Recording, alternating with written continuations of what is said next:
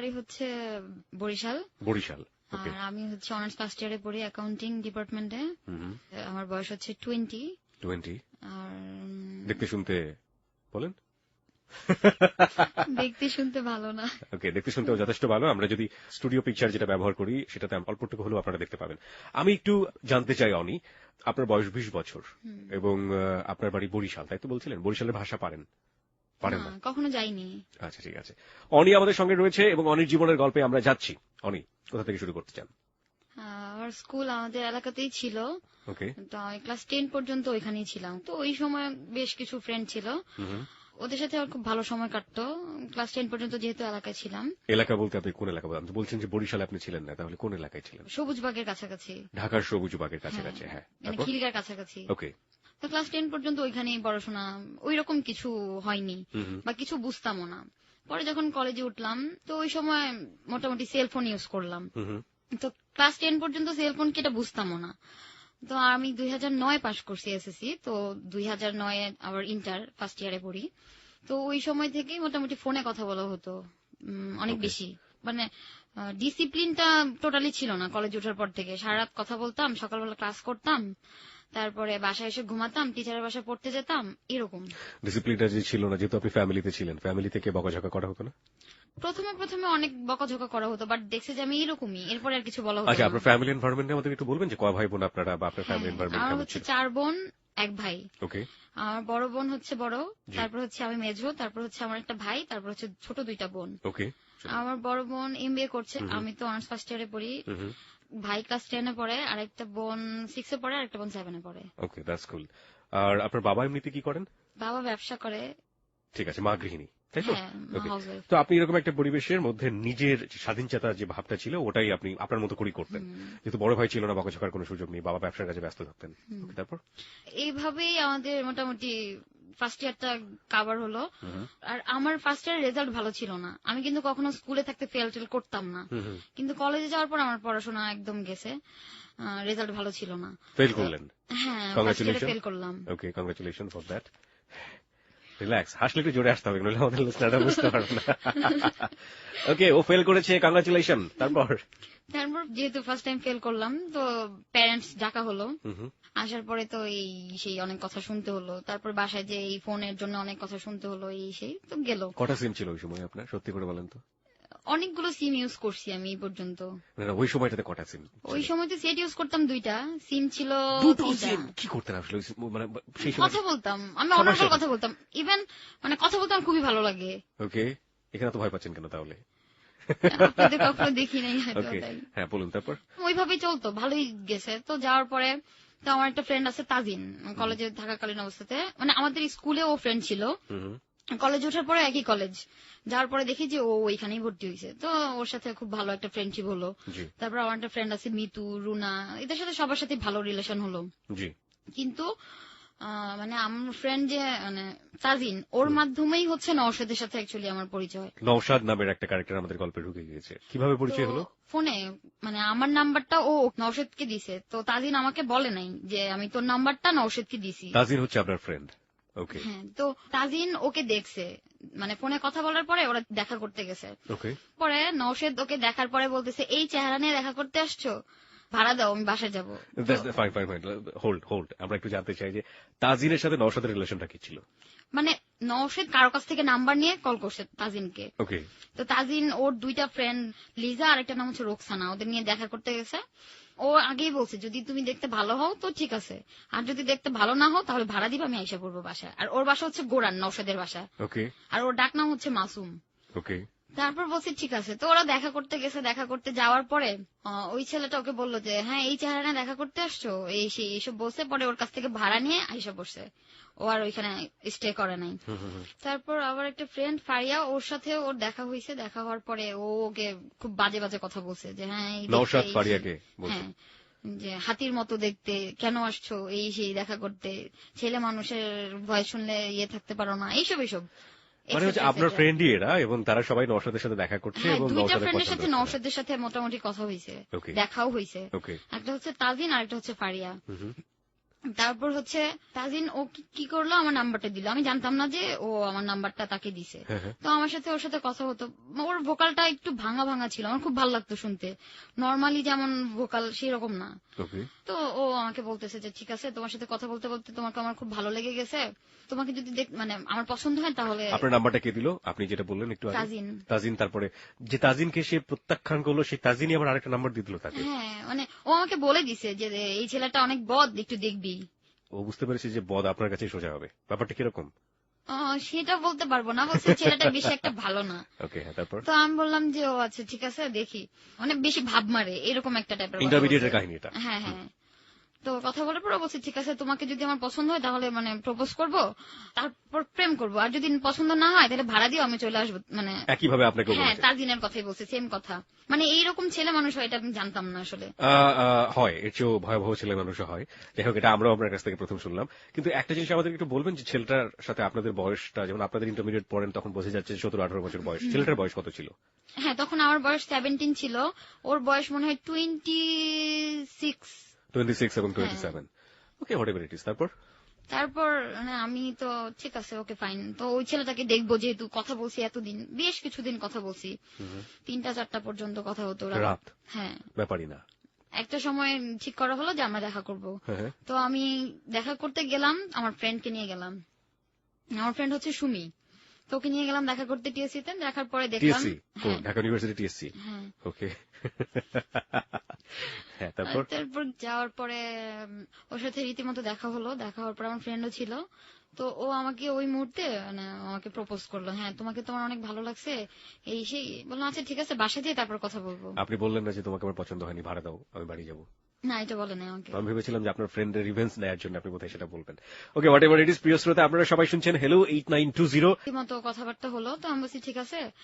তো ও আমাকে বলতেছে যে তোমার ফ্রেন্ড ওর ফ্রেন্ডের সাথে যাক, তুমি আমার সাথে রিক্সায় চলো। ওকে।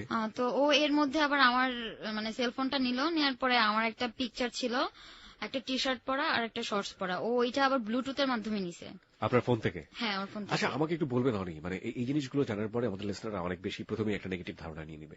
কতদিন আপনার ছেলেটার সাথে কথা হয়েছিল ফোনে দেখা হওয়ার আগে? ফোনে কথা হয়েছে 6 মাসের উপরে। প্রিয় শ্রোতা, 6 মাসের উপরে ফোনে একটা ছেলের সাথে কথা হয়েছে। তাকে দেখার পরে ব্লুটুথে পিকচার দেওয়াটা খুব অস্বাভাবিক কোনো ঘটনা না।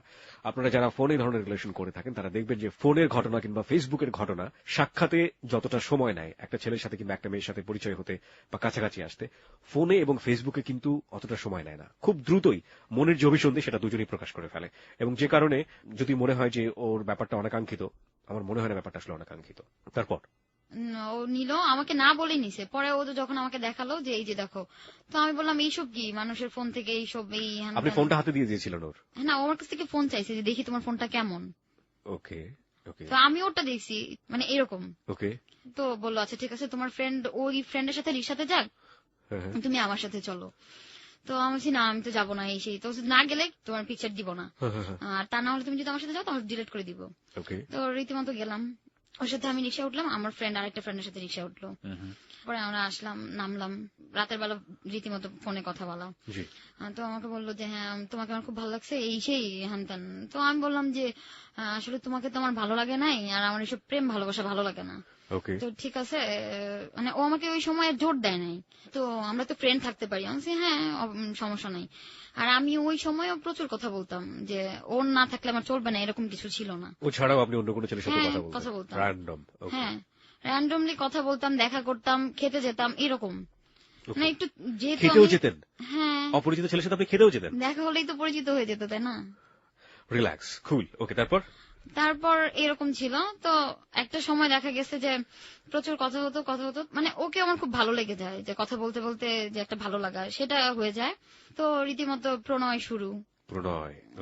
তো রীতিমতো ওর সাথে আমার সন্ধ্যার সময় দেখা হতো, যে টিচারের বাসার কথা বলে টিএসসিতে যেতাম, যেতে আধা ঘন্টা বা 40 মিনিট লাগতো, আবার আসতে 40 মিনিট, 2 ঘন্টার মধ্যেই যেতাম আর আসতাম, কোথাও বসতামও না, এরকম ছিল। তো একদিন আমরা ইয়েতে গেলাম, মধু ক্যান্টিনে গেলাম। আমার খুব ইচ্ছা যে মধু ক্যান্টিনে আমি কখনো দেখি নাই, যাবো। তো গেলাম দুইজন মিলে, খাওয়া দাওয়া করলাম। তো বিলটা আমি পে করলাম। ও আরেকটা কথা, ওর সাথে আমার মানে রিলেশন হওয়ার আগে একটা কথা ছিল যে ফোন খরচ তোমার, তা না হলে ডেটিং খরচ আমার, মানে যে কোনো একটা আমাকে বিয়ার করতে হবে। তো আমি বললাম ঠিক আছে, ফোন খরচ তো যেহেতু 3-4 ঘন্টা কথা বলা এটা সম্ভব না আমার পক্ষে প্রতিদিন, আর ডেটিং খরচ যেহেতু মাসে একবার সপ্তাহে একবার, ওকে ফাইন, এটা আমি বিয়ার করতে পারবো, প্রবলেম নেই। তো খাওয়া দাওয়া করার পরে আমি কি করলাম, বিলটা দিলাম। ও বলে কি না দেয়া লাগবে না, মানে এটা বলার পরেও সে পকেটে টাকাটা নিল। ওকে। তারপর বললো ঠিক আছে, এই সেই, তো ভালো কথা দিল। তো আমরা ঘুরে টুরে আসলাম। তো দেখা যেত প্রায় মানে টিএসসিতে যেতাম, সারা তো কথা হতোই, কাছাকাছি একটা কোথাও যেতে হবে। আর যেহেতু স্টুডেন্ট, রাতের বেলা বাসার বাইরেও থাকা যাবে না, ফ্যামিলি বাসায় থাকি। আরেকটা মজার ঘটনা আছে, আমরা টিএসসিতে মানে ফুলার রোডের এইদিকে হেঁটে আসছিলাম। তো এইরকম সময় টিএসসির একটা টিচার মানে হেঁটে আসছিল। টিএসসি মানে ঢাকা ইউনিভার্সিটির? হ্যাঁ হ্যাঁ। তো আমাকে বললো কি দাঁড়াও, মানে টিচারটাকে মাঠে ফেলবো, মানে যেহেতু পিচ ঢালা রাস্তা যে। তো আমি ওই দিক দিয়ে আমি হাঁটতেছি, তো টিচারটা যখন আসবে আমি কি করলাম, একটু সরে গেলাম, সে কি করলাম মাঠে নামলো, মাঠ দিয়ে সে যাবে। তো আমি অনেক জোরে হাসলাম। এখন টিচারটা বুঝতে পারছে যে এটা প্ল্যান ছিল তাকে মাঠে ফেলার। তো মাঠে ফেললেন? আমি বুঝলাম না কিভাবে মাঠে ফেললেন। মাঠে ফেলা মানে কি? মানে হচ্ছে মাঠের মধ্যে রাস্তা থাকে না, তো আমরা দুইজন রাস্তা দিয়ে হাঁটতেছি, মানে আমরা মানে যাবো আর সেও আসতেছে।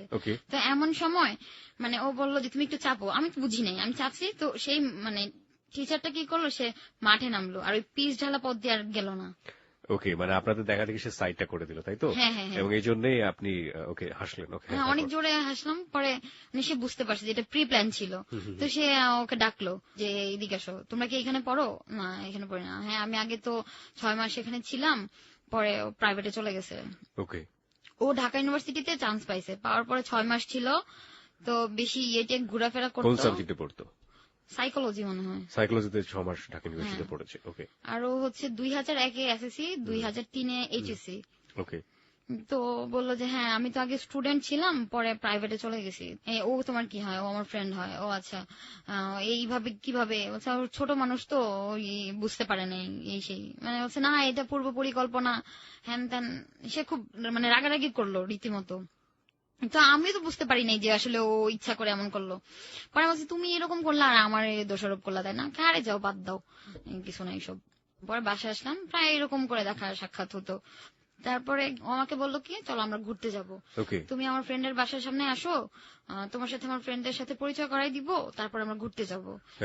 যেহেতু রিলেশন করি, তো আমি আমার ফ্রেন্ডকে বললাম যে এরকম এরকম, ও তোমাকে যেতে বললো, ওর ফ্রেন্ডের সাথে পরিচয় করাই দিবে, তো এখন আমি কি যাবো? তো বললো যে যা, দেখে আস ওর ফ্রেন্ডরা কেমন বা এই সেই। তো গেলাম ওদের ফ্রেন্ডদের মানে বাসার নিচে। তো ওর কয়েকটা ফ্রেন্ড ছিল, নোয়েল, শশী, পল্লব, শাওন। পল্লবের আব্বু আম্মু বাসার বাইরে চলে গেছে। যাওয়ার পরে এখন বললো যে আমার আব্বু আম্মু তো নাই, তোরা বাসায় যেতে পারিস। তো বললো যে চলো বাসায় যাচ্ছি। কেন বাসায় যাবা কেন? এমনিতেই তোমার দেখবো, কথা বলবো, এই আর কি, আর কিছু না। আমি ঠিক আছে চলো। তো গেলাম, মোটামুটি কথাবার্তা হলো, ওর সব ফ্রেন্ডরা যেহেতু গেছে। তো কথা হওয়ার পরে ও কি করলো, আমরা আরেকটা রুমে গেলাম, চলো আমরা আরেকটা রুমে যাই কথা বলি। তো বলার পরে সে কি করলো, সবকিছু খুলে ফেললো। তো খুলে ফেলার পরে আমি কি করলাম, কান্নাকাটি শুরু করলাম, আল্লাহ এগুলো কি করতেছো, এই সেই। তো আমার কান্নাকাটি দেখে রীতিমতো ঘাবড়ায় গেছে। আমি কান্নাকাটি করতেছি, আমি বাসায় আসবো, আমি বাসায় আসবো, এইসব কি, আমি কখনো চিন্তাই করতে পারি নাই তুমি এরকম। পরে বললো ঠিক আছে রেডি হও। পরে আমি ফ্রেশটা শোনাম, হওয়ার পরে রিক্সা নিল, তারপর বাসায় আসলাম। মানে রিক্সার মধ্যে একটা কথাও বলে নাই। না বলার পরে আমি তো বাসায় আসলাম। বাসায় আসার পরে ব্যাপারটা তো আর কাউকে শেয়ার করা যায় না। পরে আমি কলেজে গেলাম এর পরের দিন। পরে আমার ফ্রেন্ডকে বললাম যে এরকম এরকম নওশাদ তো এটা করছে, আমি তো কান্নাকাটি করছি, ও কিছু করতে পারে না। তো বললো কি নওশাদ তো অনেক ভালো, এই জন্য কিছু করে নাই। একটা ছেলে মানুষ একটা মেয়ে মানুষকে যদি পায়, তার মানে কিছু করবে না, এটা তো হতেই পারে না। আর ওরও হচ্ছে রিলেশন 8 বছর যাবত রানিং, ওই যার সাথে আপনি কথাটা বলছিলেন। প্রেম ভালোবাসা মানে হচ্ছে এটা যে ফিল সেই এইসব এইসব। আমি এই ব্যাপারগুলো অনেক শুনতাম, যেহেতু মানে ইন্টারে পড়ি, মোটামুটি একটু বুঝিও, এমন তো না যে বুঝি না। তো আমি শুনতাম, খুব ভালো লাগতো। আর ও আমাকে এটা বলছে যে আমি কখনো তোমার হাতও ধরবো না। মানে আমি যদি কিছু না করি। নওশাদ? হ্যাঁ হ্যাঁ, তখন ঠিক আছে। তো আমি অনেক চিন্তা ভাবনা করলাম যে না আসলে এই সেই, ও যেহেতু ভালো করে কথা বলতো না, ভাল লাগতো না, যেহেতু ফার্স্ট লাভ বুঝতে হবে। আরো আমাকে বলতো, কেন তুমি কি অন্য কাউকে পছন্দ করো, বলো আমাকে, যে পছন্দ করলেও বলো। তারপরে ওই কাহিনীর পরে তো আমি এসে পড়ছি। আসার পরে আমি ওর ফ্রেন্ডকে কল করছি, শাওনকে, যে ভাইয়া আমি আপনাকে কল করছি, আপনি কাইন্ডলি নওশাদকে বলবেন না। আর ভাইয়া নওশাদ কেমন আসলে? ও তো অনেক ভালো একটা ছেলে। ভাই ওর সাথে কোনো মেয়ের সাথে রিলেশন আছে? না, ওর সাথে কোনো মেয়ের সাথে রিলেশন নাই, ও অনেক অমায়িক একটা ছেলে, এই সেই, মানে যতটুকু পজিটিভ বলা লাগে তার চাইতেও বেশি সে আমাকে বলছে। তোর ফ্রেন্ডের কাছ থেকে শুনলাম ও অনেক ভালো। ভাল লাগলো শুনে যে না আসলে অনেক ভালো একটা ছেলে। আর যেহেতু ওরা একটা বাসায় 25-26 বছর যাবত আছে, তো ওই জন্য আরো বেশি, যেহেতু খারাপ হলে তো থাকতে পারতো না, ভাড়াটিয়া যেহেতু, স্থানীয় না। তো আমি বললাম যে ঠিক আছে, চিন্তা ভাবনা করলাম, তখন ফ্রেন্ডকে বললাম, তো ওরা বললো যে হ্যাঁ দেখ, যেটা ভালো মনে করি সেটাই কর, আর এটা করলে তো মনে হয় যে আসলে এটা অনেক, মানে আমি একটু জানতে চাই, সেটা হচ্ছে যে নওশাদ আপনার কাছে একটা, আপনি যেটা বলছিলেন যে হ্যাঁ আপনার জায়গা থেকে যেটা আপনি মেনে নিতে পারছিলেন না, সে ধরনের একটা সম্পর্ক চাচ্ছিল, এবং আপনি সেটা আদৌ করবেন কিনা সেজন্য আপনি বিভিন্ন রকমের পরামর্শ চাচ্ছিলেন সবার কাছে, তাই তো? ওকে, তারপরে আপনি মনস্থির করলেন যে আমি এটা নিয়ে 3-4টা ফ্রেন্ডের সাথে কথাও বলছি, বাট আমার কথা বলি নাই যে আমার একটা ফ্রেন্ড এরকম এরকম, হ্যাঁ প্রেম করলে তো এটা করবেই, মানে এইরকম টাইপের কথাবার্তা। তা না হলে কিভাবে বুঝবে যে ওকে ভালোবাসে? তো দেখা যাবে আজকে এর সাথে আছে, কালকে আরেকজনের সাথেও যেতে পারে। ওকে, মানে বলেছিল যে এরকম একটা রিলেশনশিপে গেলে আলটিমেটলি এটা প্রেম, তাই তো? হ্যাঁ হ্যাঁ, আমার খুব ভালো লাগতো, যেমন তো না যে ভালো লাগতো না, ওর কথা বা এই সেই সবকিছু ওর ভালো লাগতো। আর আমার ভালো লাগার ডেফিনেশনের মধ্যে হচ্ছে যে তার হাইট অনেক বেশি হতে হবে, প্লাস হচ্ছে একটু ফর্সা হতে হবে, আর এই দুইটা কোয়ালিটির একটা ওর মধ্যে ছিল না। দ্যাটস ওয়াই ওকে আরো বেশি ভালো লাগার কারণ হচ্ছে এটা। প্রিয় শ্রোতা, this is an open platform, আমরা কিন্তু বারবারই বলে থাকি, প্রত্যেকে কিন্তু প্রত্যেকের লাইফ ফিলসফি নিয়ে বড় হয়। ওর জায়গা থেকে ও যেটা পরিষ্কার করছে সেটা ওর কাছে ওরকম। আপনি আপনার জাজমেন্টের ব্যাপারটা কিন্তু আপনি আপনার জায়গা থেকে করলে হবে না। ওর ভালো লাগার ব্যাপারটা এরকম, আরেকজনের ভালো লাগার ব্যাপারটা ঠিক অপোজিট হতে পারে। তো সেই জায়গাটা থেকে আমার মনে হয় যাদের অপোজিট ভালো লাগে তারা কিন্তু ওর এন্ট্রি না, কম্পিটিটর না। আপনার ভালো লাগা আপনার মতো, ওর ভালো লাগা ওর মতো। তো সেই জায়গাটা থেকে আমরা ওকে লিবারেলি নিব আর কি। হ্যাঁ, ওকে, হ্যাঁ, তারপর তো ঠিক আছে। তো একটা সময় আমাদের বাসায় কেউ ছিল না, তো আমি ওকে কল করছি যে ঠিক আছে তুমি আসো আমাদের বাসায়। তো আমাদের বাসায় আসলো, রীতিমতো হলো মানে আপনাদের মধ্যে যেটা ফিজিক্যাল রিলেশন হলো। তো এক সময় ওর জব হলো, তো কুষ্টিয়াতে চলে গেল। এরপরে আবার মানে ও তো কুষ্টিয়াতে গেলেও 2 মাস 1 মাস পরে আসতো। কুষ্টিয়াতে সে কেন গেল? জব, এটা একটু ক্লিয়ার করেন আমাদের কাছে যে কুষ্টিয়াতে ও আগে সিলেটে জব করতো আইটিতে, তারপর হচ্ছে কুষ্টিয়াতে। তো এই পর্যায়ে আমি আপনাকে একটু হোল্ড করছি। প্রিয় শ্রোতা, গল্পটা আসলে একটু ছাড়া ছাড়া ভাবে শুরু হয়েছে, আপনারা কিছু ইকুয়েশন খুঁজলেই পাবেন। আমার মনে হয় সবচেয়ে বড় ইকুয়েশনটা খোঁজা উচিত ওর ভোকালে। আপনি আমাকে টু বি অনেস্ট বলেন তো, আপনি তো অনেক ছেলের সাথে কথা বলতেন আপনার এই ভোকাল ইন্টারভিউতে পড়ার সময়, তারা সবাইকে আপনার ভোকালটা নিয়ে অনেক প্রশংসা করতো? হ্যাঁ। কি বলতো? তোমার ভোকালটা অনেক সেক্সি, এই জাতীয় কথাবার্তা বলতো। যে কেউ 2 মিনিট কথা বলি সে প্রেমে পড়ে যাবে। ইভেন যে আমার একটা লয়ার ভাইয়া, সেও আমার সাথে কথা বলে, মানে সেও এই কথাটাই বলতো। And to be honest, you enjoy that, আপনি এটাকে এনজয় করতেন? হ্যাঁ। ওকে, ওর জায়গাটা থেকে একদম সত্য কথা যেটা বলা সেটাই ও বলছে, এবং এনজয় করতো বলেই কিন্তু ও এইভাবে একের পর এক রাতের পর রাত ছেলেদের সাথে কথা বলেছে। তার মধ্য থেকে একটা হচ্ছে জ্যাকপট আমরা বলতে পারি। সেই জ্যাকপটের সাথে তার কি হলো? এক ধরনের ভালোবাসা, এবং ভালোবাসার এক পর্যায়ে ফিজিক্যাল রিলেশনশিপ, এবং ঘটনার এখন আমরা এই পর্যায়ে রয়েছি। মূল ব্যাপারটা কিন্তু হচ্ছে ফোনে রাতের পর রাত কথোপকথন, এবং ওর আসলে ফোনে কথা বলার লোকের অভাব ছিল না, just because of her vocal. Okay, হ্যাঁ, তারপর ও তো কুষ্টিয়াতে গেল। তো কুষ্টিয়াতে গেলে ও মাসে 1 বার বা 2 বার বা 2 মাস পরে 1 বার এরকম ভাবে আসতো। তো ফার্স্ট টাইম ওর সাথে আমার হলো। তো ফার্স্ট টাইম হওয়ার পরে আমি তো খুব ভয় পাইছি। পরে আমার যে নর্মাল সার্কেলটা ছিল সেটা ডিলে হয়ে গেছে। তো আমি একটা সময় পিজি হসপিটালে গেলাম, যাওয়ার পরে একটা মহিলার সাথে কথা বললাম। তো সে বলল যে 2-3 দিন দেখো, তারপর ঠিক হয়ে যাবে, আর তা না হলে আল্ট্রাসোনোগ্রাফি করো বা এই সেই কিছু একটা বললো সে আমাকে। পরে আমি কি করলাম, দেখলাম না 4-5 দিন পরে ঠিক হয়ে গেছে। তারপর আবার রীতিমতো ফোনে কথা বলা, এই সেই দেখা করা হতো, কুষ্টিয়া থেকে আসতো, এরকম ভাবেই চলছিল। তারপর একটা সময় ও আমাকে বললো যে তুমি কি রান্না করতে পারো? আমি বলছি হ্যাঁ পারি। আমার কিন্তু ফেভারিট খাবার হচ্ছে রিচ ফুড, আর সেটা হচ্ছে আপনার তেহারি, আর ওরও ঠিক তাই। তো বললো তুমি কি এটা রান্না করতে পারো? আমি বলছি হ্যাঁ পারি। তো ঠিক আছে, একদিন আমাকে রান্না করে খাওয়াও। আচ্ছা ঠিক আছে। ও তো আমার বাসায় আসতে পারবে না। তো আমি কি করলাম, আমার একটা ফ্রেন্ডের বাসায় ওকে ইনভাইট করলাম যে তুমি ওইখানে আসো, আমি রান্না করে নিয়ে আসবো, তুমি ওইখানেই খেতে পারবা। ওকে। তো আমি রান্না করে নিয়ে গেলাম। তো আমাকে বাসা থেকে জিজ্ঞাসা করা হয়েছে কার জন্য নিয়ে যাচ্ছি, সে আমি টিচারের জন্য নিয়ে যাচ্ছি, স্যার তো এখানে একা থাকে, তার ফ্যামিলি বাসা নাই। বাসাতে ফাঁকি দিয়েছেন যে কোনো ভাবে হোক, একটা মেয়ে বা একটা ছেলে চাইলে এটা কোনো ব্যাপারই না, বাসাতে ফাঁকি দেয় আব্বা আম্মার যোগ। তারপর আমি গেলাম, খেলো, তারপর বললো হ্যাঁ অনেক ভালো হয়েছে এই সেই। পরে ওই দিনও সে আমাকে ইনসিস্ট করা শুরু করলো যে, আর ওদের বাসায় কেউ ছিল না, আমার ফ্রেন্ড ছিল আর আমি আর ও ছিলাম। আর না করলেও রীতিমতো পায়ে ধরতো, মানে চোখ দিয়ে অঝরে পানি পড়তো, মানে এরকম। পরে করলাম সেকেন্ড টাইম। তো সেকেন্ড টাইম করার পরে ও তো গেল, আমি তো বাসায় আসলাম। ওই সময় আমার নর্মাল সার্কেলটা স্টপ হয়ে গেল। তারপর রীতিমতো আমি অনেক ভয় পাইতেছি যে আল্লাহ কি হবে। আপনি তখন ইন্টারমিডিয়েটে পড়েন? হ্যাঁ, আমি তখন বুঝতে পারলাম যে আমি আসলে মানে খেতে পারছিলাম না, কিছু খেলেই আমার মানে বমি হতো। তারপর হচ্ছে আমরা সবাই বাসায় একসাথে বসে খাই, দুপুর বেলাও ইভেন রাতের বেলাও। আর একসাথে না খেলে মনে হতো যে খাওয়া দাওয়া করি নাই।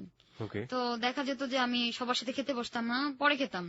কেউ কিছু বুঝতে না পারে, পরিবারের কাছ থেকে হাইড করার ব্যাপারটা। হ্যাঁ, তারপর ওইটা করতাম। তো মানে প্রচুর ভয় পাইছি যে আল্লাহ কি হলো বুঝলাম না। পরে আমি কি করলাম, আমার ফ্রেন্ডকে বললাম যে এরকম এরকম এই সে আমার বমি হচ্ছে। ও বললো যে টেস্ট করে দেখ কি হয়। এটা কি আপনার যে নওশাদ, তাকে কি বলেছেন ওই সময়? না না, আমি নওশাদকেও তখনও বলেন না। অনেক সময় হতেই পারে, আবার আমার একটু প্রবলেম হলে বমি হয় এমনিতেই নর্মালি।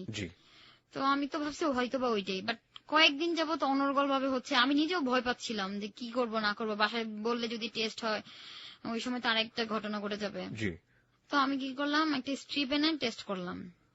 টেস্ট করার পরে দেখি পজিটিভ, প্রেগন্যান্সি টেস্টের পজিটিভ আসলো। হ্যাঁ পজিটিভ আসলো। ওই দিনই আমার সাচিবিক বিদ্যা পরীক্ষা ছিল, মানে শরীর থেকে ঘাম ঝরতেছিল, আমি কি করবো আমি বুঝতে পারতেছিলাম না।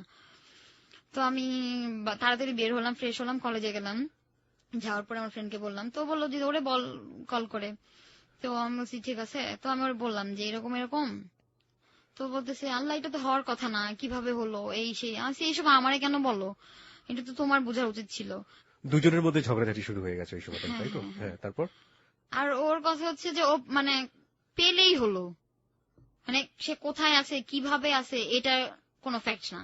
মানে আলটিমেটলি আপনি বলতেছেন যে রিলেশনশিপটা আপনাদের মধ্যে অনাকাঙ্ক্ষিত ভাবে গ্রো হয়েছে, সেটার জন্য যে কোনো ভাবেই হোক ওটা আদায় করতেই হবে, ব্যাপারটা এরকম? হ্যাঁ এরকম ছিল। ওকে। মানে সে আমাকে বললো যে আচ্ছা ঠিক আছে ভুল হয়ে গেছে। আমি এই তুমি আসো, তারপরে যাং বলার বলবো।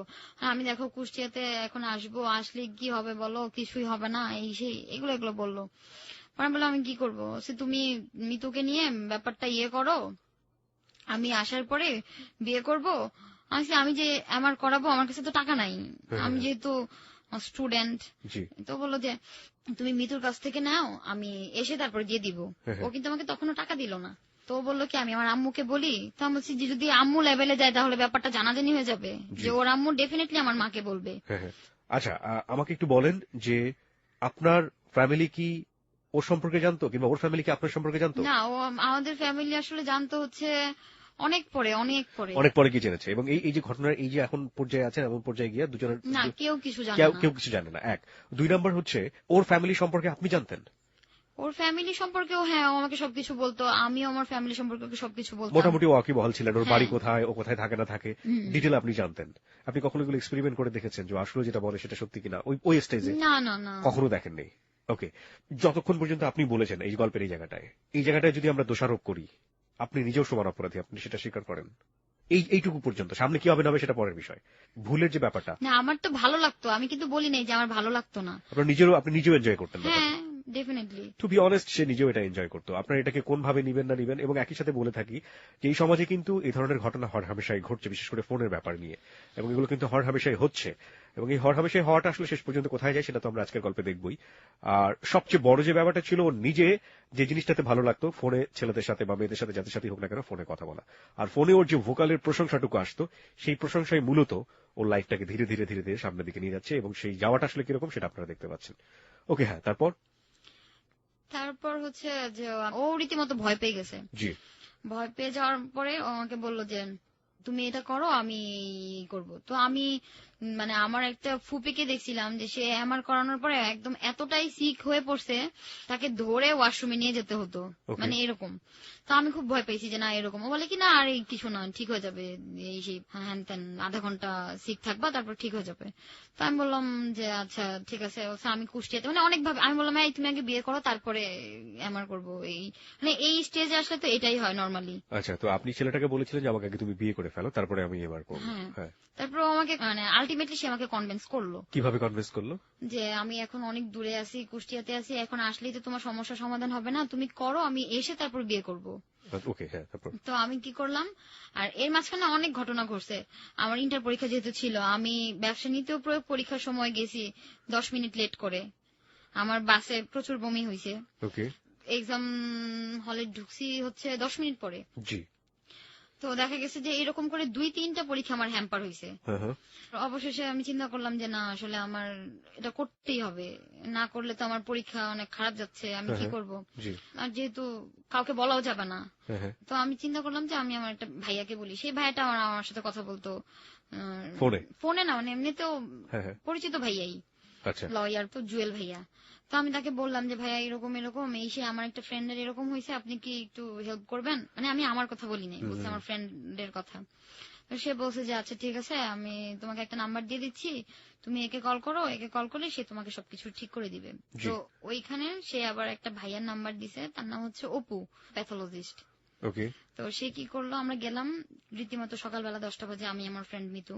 তো যাওয়ার পরে তো সে একটা মহিলা, মানে সেই মহিলাটা তার ক্লিনিকে করে, তো সেই মহিলাটাকে নিয়ে আসলো। আসার পরে সে কি করলো, ওই মহিলাটাকে বললো যে এরকম এরকম। তো সে আমাকে জিজ্ঞাসা করলো যে কার। তো আমি বললাম কি ওর, মানে আমার ফ্রেন্ডের কথা বলছি, মানে সেই ভাইয়াটা জানবে আমার, কেমন না।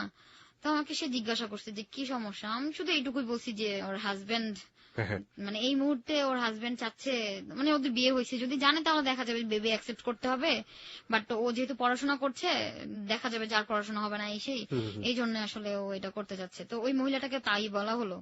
তারপর গেলাম পরে তো করলাম।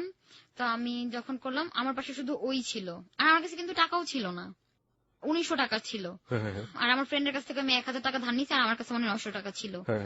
তো ভাড়াও দিয়ে যেতে হয়। তো ওই মহিলা নিয়ে গেল তার ক্লিনিকে, তো করলাম। মানে যেহেতু অনেক পেইন হয়েছে, যে কম টাকা, যেহেতু টাকা ছিল না, তো আমি অনেক জোরে চিৎকার করলাম, অনেক কান্নাকাটি করলাম। মানে এত কষ্টের ছিল যেটা কিনা এখনো চিন্তা করলে আমার মনে হয় কি যে এটা মানে কোনো মানুষের যাতে না হয়। যারা এখানে আজকে হলো 8920 শুনছো, এখানে অনি আছে। অনি তার জীবনের গল্পের ইন্টারমিডিয়েটে পড়া অনির গল্প বলছে, এবং আমাদের বিশ্বাস যে হ্যালো 8920-তে অনেক অনেক শ্রোতা আছে যারা ইন্টারে পড়ে, এবং একই সাথে বিশেষ করে মেয়েদের কথা তো আমি বলবোই যে অনেক অনেক বেশি কিশোরী আছো যারা আজকে হয়তো হ্যালো 8920 শোনার পরে একটা চরম শিক্ষা পেয়ে যাবে আশা করছি। এবং এই যে ডেঞ্জার পয়েন্ট, এই যে দুর্ঘটনাগুলো ঘটে, সেগুলো আসলে কিভাবে ঘটে এবং তার পরিণতি আসলে কি, সেটা তোমরা কিছুটা হলেও আজ করতে পারছো। তারপর এই টোটাল ব্যাপারগুলোতে আমার ফ্রেন্ড মিতু আমাকে অনেক ইন্সপায়ার্ড করতো যে হ্যাঁ এটা কর, সেটা কর, এইভাবে কর, সেভাবে কর, এইভাবে। তো আমি খুব কান্নাকাটি করলাম। তো আমার চিৎকার শুনতে না পেরে ও আরেক ইয়েতে চলে গেল। তারপরে হওয়ার পরে বাসায় আসবো, যে একটা সিএনজি নিবো, সেই ভাড়াটাও কিন্তু আমার কাছে ছিল না। পরে বাসে আসতে হলো, বাসে এমনিতেই তো পেইন, তারপরে হচ্ছে বাস, মানে অবস্থা একেবারেই খারাপ হয়ে গেছে। পরে বাসায় গেলাম, তারপর আমাকে বাসায় দিয়ে গেছে, আর ওর বাসা হচ্ছে রামপুরাতে। আমি আবার ঘুমায় পড়ছি, যেহেতু অনেক টায়ার্ড ছিলাম এই সেই। তো আমাকে কল করছে, আমি রিসিভ করতে পারিনি। পরে ও আমার ফ্রেন্ডকে কল করছে যে এরকম এরকম, ওর কি অবস্থা। হ্যাঁ ওর তো অবস্থা ভালোই, তো আমি দিয়ে আসছি, এখন তো মানে ঘুমাচ্ছে এই সেই। পরে আমি ঘুম থেকে ওঠার পরে দেখি যে ও আমাকে অনেকগুলো কল করছে। পরে আমি ব্যাক করলাম, আর ও আমাকে সবসময় মানে সোনামণি বলতো। তো সোনামণি তোমার কি অবস্থা, এই সে আছে। হ্যাঁ এই তো প্রচুর ব্যথা পাইছো, এই সে আছে। হ্যাঁ ঠিক আছে, ঠিক হয়ে যাবে, আমি আসলে সব ঠিক হয়ে যাবে, হ্যান ত্যান, এগুলো মানে ওই সময় সে আমার সাথে খুব ভালো করে কথা বলতেছে। ওইটা গেল। তো যাওয়ার পরে যে আমি ওষুধ কিনবো, আমার কাছে সেই টাকাটা পর্যন্ত ছিল না। মনে হয় 7 দিন করে ওষুধ দিছে, তো আমি মানে 2 দিন করে খেতে পারছি। টাকার জন্য আমি খেতে পারি নাই। তো ও ঢাকায় আসলো, এরপরে আসার পরে ও আমার সাথে দেখা করলো না। দেখা না করার পর আমাকে ফোন করছেন, তোমার সাথে আমার কিছু কথা ছিল। আমার সাথে হ্যাঁ বলো, যে আসলে আমি গ্লাসের পানি হয়ে থাকতে চাচ্ছি না, এইসব রিলেশন আমার ভালো লাগে না, বাইন্ডিংস এর মধ্যে থাকতে চাচ্ছি না। মানে আমি তো মনে হয় পুরো আকাশ থেকে পড়ছি। আল্লাহ, আমি এতদিন কার জন্য কি করলাম। আপনার বয়ফ্রেন্ড নওশাদ, তারপর আমাকে বললো যে তোমার সাথে আর থাকতে চাচ্ছি না, তুমি তোমার মতো করে থাকো, আমি আমার মতো করে থাকি। তো আমি যে তোমার জন্য এত কিছু করলাম, তুমি যা বললে আমি তাই শুনলাম, তো বললো আমি আসলে সরি, আসলে আমার পক্ষে আর রিলেশন কন্টিনিউ করা সম্ভব না, তুমি আমার ফ্রেন্ড হিসেবে থাকতে পারো, আমার কোনো প্রবলেম নেই। তুমি এইসব কি বলো, তুমি যেটা বলছো আমি সেটাই শুনছি। মানে ওর কথা আসলে আমার কাছে মনে হয়েছে যে মানে বাণী, যে ও আমাকে বললো আমার এটা করতেই হবে। টু বি অনেস্ট, এটাই কি আপনার ফার্স্ট লাভ? হ্যাঁ। ওকে, হ্যাঁ, তারপর? ওই সময় আমার মনে হচ্ছিল আকাশ ভেঙে মাথায় পড়ছে, বুঝতেছিলাম না। তারপর আমি ওকে বললাম যে দেখো, যেটা কখনো কল্পনাও করি নাই যে বিয়ের আগে কারোর সাথে রিলেশন করা, প্রেগনেন্ট হওয়া, এমআর করানো, বিভিন্ন জনের কাছ থেকে বিভিন্ন টাইপের কথা শোনা, আর তুমি আমাকে এইসব কথা বলতেছো। তো আমাকে বলো আমার করার কিছু নাই, আর তুমি আমাকে প্লিজ ফোন টোন দিবা না, আর ফোন দিলেও হ্যাঁ কথা বলবো, বাট ফ্রেন্ড হিসেবে, আদারওয়াইজ আর কিচ্ছু না। তো আমি প্রচুর কান্নাকাটি করলাম যে তুমি নওশাদ আমার সাথে এমন কেন করতেছো, আমি তো তোমাকে ছাড়া কিচ্ছু বুঝি নাই। ওই সময় আমি আবার কোচিং করতাম, তো যেই দিন ও আমাকে এই কথাটা বললো এর পরের দিন আমার আবার ক্লাস ছিল। তো আমি আমার ফ্রেন্ডকে বললাম, তো বলার পরে মানে আমি মনে হচ্ছিল যে আমি রাস্তা দিয়ে হাঁটছিলাম না কি, আমি কিচ্ছুই বুঝতেছিলাম না। একটা বাস আসছে, যে বাসের লোকটা সে আমাকে ধাক্কা দিয়ে সরাইছে। আচ্ছা। আমার ফ্রেন্ড বললো যা মরতে ইচ্ছা হলে যা, ট্রেনে নিচে যায় মর, এইভাবে মরে তো লাভ নাই, এরকম টাইপের কথাবার্তা। কে, মিতু? হ্যাঁ, মিতু। তো আমি মানে একদম পুরো আপসেট যে এই কি ঘটে গেল, আর এইসব কথা তো কাউকে বলাও যায় না। প্রথম কথা হচ্ছে আপনি আপনার জায়গা থেকে অনেক বড় একটা স্যাক্রিফাইস করেছেন, সেটা হচ্ছে এই ধরনের একটা সম্পর্ক। বলতে গিয়ে বোঝা যাচ্ছে যেটা যে একটা মেয়ের কাছে তো এই ধরনের ফিজিক্যালি একটা সম্পর্ক অনেক বড় একটা ব্যাপার, এবং সেই জায়গাটা থেকে আপনি একটা ছেলেকে লাভ করে সেটা স্যাক্রিফাইস করেছেন, এবং সেই ছেলেটা ফিরে এসে আপনাকে বলছে যে আপনার সাথে সে কোনো সম্পর্ক রাখবে না। সেই মুহূর্তে আপনার পুরো দুনিয়াটা আপনার সামনে ব্ল্যাঙ্ক হয়ে গিয়েছে, তাই তো? হ্যাঁ, ওকে। তারপর এবং মিতু বলছে যে বাঁচলে এভাবে বাঁচার কোনো দরকার নেই, মরে যা, বাসের সামনে গিয়ে ঝাঁপায় পড়। ব্যাপারটা একটা ছেলের জন্য তুই কেন শুধু শুধু কষ্ট পাবি, ও খারাপ, এইটাই ইয়ে। এখন খারাপ হয়ে গেল, আগে খারাপ ছিল না। ওকে। তো আমি খুব কান্নাকাটি করতাম আর নামাজ পড়তাম। আমি তো আসলে কোনো ওই সময়টাতে আপনি নামাজ পড়তেন নাকি তার আগে থেকেও নামাজ পড়তেন? না, ওই সময়টাতে আমি না, আসলে আমার একটা প্রবলেম হচ্ছে, আমি যদি কোনো প্রবলেমে পড়ি আমি নামাজ পড়ি। মানে ক্রিটিক্যাল মোমেন্ট যখন জীবনে শুরু হয়ে গেছে তখন আপনি নামাজ পড়েন? মানে আমার বাসায় সবাই বুঝে যে আমার কিছু একটা হচ্ছে, যে কারণে আপনি নামাজ পড়তেছি। হ্যাঁ, তারপর পরে কি হলো যে ও আমাকে 1 মাস পরে কল করলো। কল করার পরে আমাকে বললো যে আসলে আমি সরি, আমি বুঝতে পারছি যে আসলে তুমি আমার জন্য পারফেক্ট, আমি আসলে। এই সময়টাতে আপনি চেষ্টা করতেন না তার সাথে যোগাযোগ করার? না না, আপনিও চেষ্টা করতেন না? না, নাকি ফোন নাম্বার? আমাকে বলছে যে তুমি যদি ফ্রেন্ড হিসেবে থাকতে চাও তো থাকতে পারো, আর দরকার নেই। আর আমার একটা মানে বিশ্বাস ছিল যে না, আমি তোকে ভালোবাসতাম, আমার কাছে আসবেই। না, যেটা হচ্ছে যে আপনি তো ভালোবাসতেন, সে কারণেই বলছি যে আপনার জায়গা থেকে তো আপনি চেষ্টা করতে পারতেন। না না, আমি কখনোই, এটা আমার মধ্যে ছিল না। ওকে। বাট খারাপ লাগতো নিজের মধ্যে, বাট আমি কখনো ট্রাই করতাম না ওকে। তো আমাকে কয়েকদিন ট্রাই করছে, তো আমাকে কল দিলে আমি গালিগালাজ শুরু করতাম। তো আমি কি করলাম, ও বললো যে আমি তোমার সাথে শেষ একবার দেখা করতে চাই, তুমি তো আমাকে ভালোবাসতে, তাই না? আমি তো তোমাকে ভালোবাসি এখনো, ঠিক আছে তুমি আমাকে বাসো না, আমি বুঝলাম, কিন্তু তুমি আমার সাথে একবার দেখা করো, আমি তোমার সাথে একবার দেখা করতে চাই। তো আলটিমেটলি আমি চিন্তা করলাম ঠিক আছে, আমি তো ওকে ভালোবাসি, এমন তো না যে বাসি না। আর আমি ওর জন্য নামাজ টামাজ পড়তাম, প্রে করতাম, আল্লাহ প্লিজ তুমি আমার জন্য একটা কিছু করো, আমি ওকে চাই, আর কিছু চাই না, এরকম। পরে কি হলো, আমার ফ্রেন্ডের বাসায় দেখা হলো, ওর সাথে দেখা হওয়ার পরে আমার পায়ে ধরতেছে, তুমি আমাকে মাফ করে দাও, আমি ভুল বুঝতে পারছি, এই সেই। ও আমাকে এটাই বলছে যে ওর কোনো লাভ ছিল না, আর যেহেতু ফার্স্ট লাভ, আর কেউ যদি মানে বয়ফ্রেন্ড থাকাকালীন অবস্থায় যদি ইয়ে হয়ে যায়, সে কিন্তু একটু অন্যরকম হয়েই যায়। তো আমি এটা চিন্তা করলাম যে ঠিক আছে, বয়ফ্রেন্ড থাকা অবস্থায় কি হয়ে যায় মানে এটা একটু ক্লিয়ার কর। যদি মেয়ে প্রেগনেন্ট হয়ে যায় তো বয়ফ্রেন্ড একটু মানে ভীত হয় না? হ্যাঁ, মানে এটা তো নরমাল। আপনি ওই জায়গাটা থেকে তাকে ক্ষমা করার চেষ্টা করছেন, তাই তো? হ্যাঁ। ওকে, হ্যাঁ, তারপর? তো আমি এটা চিন্তা করলাম যে না, আমি তো আসলে ওকে অনেক ভালোবাসি, আর যেহেতু ও ব্যাক করছে, আমি কিন্তু ওকে কল করি নাই, তার মানে হচ্ছে এটাই আমার জন্য ভালোবাসা আসলে। ওকে। তো এইভাবেই আমাদের রিলেশন আবার শুরু হলো, মানে এত মিষ্টি একটা রিলেশন হয়েছে মানে বলার বাইরে। যেমন হচ্ছে যে ওর ফ্রাইডেতে ক্লাস থাকে, আর স্যাটারডে তো অনেক সময় দেখা যায় ওর ডিউটি থাকে, আবার অনেক সময় থাকে না। যদি না থাকে তো ওই দিন আমরা ঢাকার বাইরে ঘুরতে বের হতাম, আর যদি থাকতো তাহলে আমরা ফ্রাইডেতে ঘুরতে বের হতাম, এরকম। মানে যে রিলেশনশিপটা শেষ হয়ে গিয়েছিল সেটা নতুন করে শুরু করলো, একেবারে নতুন ধাঁচে, সবকিছুই নতুন। And it was so sweet, right? হ্যাঁ, ওকে। ওইভাবে রিলেশনটা কন্টিনিউ হচ্ছিল। আর ওকে আমি অনেক বেশি গিফট করতাম, ওর বার্থডেতে, রিলেশনের অ্যানিভার্সারিতে, ঈদে, এরকম মানে হ্যাঁ। এমনও দেখা গেছে যে আমার আম্মু আমাকে ড্রেস কেনার টাকা দিছে ঈদে, আমি সেই টাকা দিয়ে আমি ওকে শার্ট কিনে দিচ্ছি, ও কিন্তু জব করতেছে। এই সময়টা তো আপনার ফ্যামিলিতে জানা হয়নি, তাই তো? ওকে, হ্যাঁ। 2011-তে আমার রেজাল্ট দিল, তারপরে তো ভার্সিটির অ্যাডমিশন, তো দেখা গেল যে আমি পাবলিকে চান্স পাইনি। মানে পাবলিকে আপনি চান্স পাননি? হ্যাঁ। ওকে। তো ন্যাশনালে আমি আসলে চান্স পাই, তো আমি ভর্তি হই না। যে আমার কথা হচ্ছে যে হয় পাবলিকে পড়বো, তা না হলে প্রাইভেটে পড়বো। ওকে। দেখা যায় যে আমি ওকে বলি যে এরকম এরকম, তো বলে যে ন্যাশনালে হয়ে যাও, পরে প্রাইভেটে হইও। তো আমি হব না, যেহেতু ন্যাশনালে হলে আর প্রাইভেটে ভর্তি হতে পারবো না। তো আমি যেহেতু ভর্তি হই নাই, না হওয়ার পরে 2012টা আমার গ্যাপ চলে গেল। জি। সেহেতু 2012টা দেখা গেছে টোটালি নওশেদের সাথে মানে প্রতি অনেক বেশি দেওয়া হয়, কনসেন্ট্রেশন। হ্যাঁ। ও আবার বিসিএস পরীক্ষা দেওয়ার পরে ও প্রিলিমিনারিতে চান্স পায়, তারপরে হচ্ছে রিটেন। তো আমাকে কল করে বললো যে এরকম এরকম রিটেনে চান্স পেয়েছি, তো আমাদের সাথে রাতের বেলার কথা হবে না। আর মানে আমাদের সেই 2010 থেকে কন্টিনিউ রাতের বেলা কথা হয়। ওকে। এই হচ্ছে 2012তে এসে ও আমাকে বললো যে কথা হবে না। তো ওর এক্সাম ছিল হচ্ছে জুনে, তো আমার দেখা যেত মাঝে মধ্যে কল করতো, একটু একটু কথা বলতো। আর এর মাঝখানে আমার যে ব্যাড হ্যাবিট গুলো ছিল, যে ফোনে কথা বলা, রাতের বেলা ওয়েটিং এ থাকা, এগুলো টোটালি অফ। ফোনে কথা বলা যাবে না, কল ওয়েটিং এ থাকা যাবে না। এগুলো কি আপনার অফ হয়ে গিয়েছে নাকি ওর অফ হয়ে গিয়েছে? মানে আপনার এই হ্যাবিট গুলো অনেক আগে থেকে ছিল এবং ওর সাথে রিলেশন হওয়ার পর থেকে আমার এগুলো সব বন্ধ হয়ে গিয়েছে। এগুলো কি আপনি বন্ধ হয়ে গেছেন নাকি আপনি? না, ওর ইয়েতে চাপাচাপিতে। হ্যাঁ। ওকে। হ্যাঁ। কাউকে মানে পেতে হলে তো কিছু স্যাক্রিফাইস করতেই হবে। এবং এই জন্য আপনি ফোন কথা বলা বন্ধ করে হ্যাঁ, দিলেন। কথা বলা বন্ধ করে আচ্ছা, দিই। এখানে একটা খুবই গুরুত্বপূর্ণ পয়েন্ট আছে। আপনি ওর সাথে রিলেশন হওয়ার পরেও ছেলেদের সাথে কথা বলতেন বা মেয়েদের সাথে, হোয়াট এভার ইট ইজ? হ্যাঁ, আমি আমার ফ্রেন্ড মিতুর সাথে রাত 2টা-3টা পর্যন্ত কথা বলতাম অনর্গল। ছেলের সাথে কথা বলবো, ঠিক আছে, একটা মেয়ের সাথেই কথা বলি। মানে অভ্যাস হয়ে গিয়েছিল এরকম যে কথা না বললে ভালো লাগতো না? হ্যাঁ, ভালো লাগতো না। ওকে। পরে মানে নওশাদের সাথে রিলেশন হওয়ার পর থেকে অভ্যাসটা একদম টোটালি চেঞ্জ। ওকে। হ্যাঁ, তো আমি ভাবলাম যে আচ্ছা ঠিক আছে, ওইভাবেই হোক, ও যেভাবে চাচ্ছে। তো এক্সাম দিল, দেওয়ার পরে ওর মনে হয় জুলাইয়ের 11 তারিখে ওর এক্সাম শেষ হলো 2012 সালে। তো এর মাঝখানে একটা ঘটনা ঘটলো, মানে হচ্ছে নওশাদকে আর পল্লবটাকে ওর ফ্রেন্ড, মানে আমি যার বাসায় যেতাম।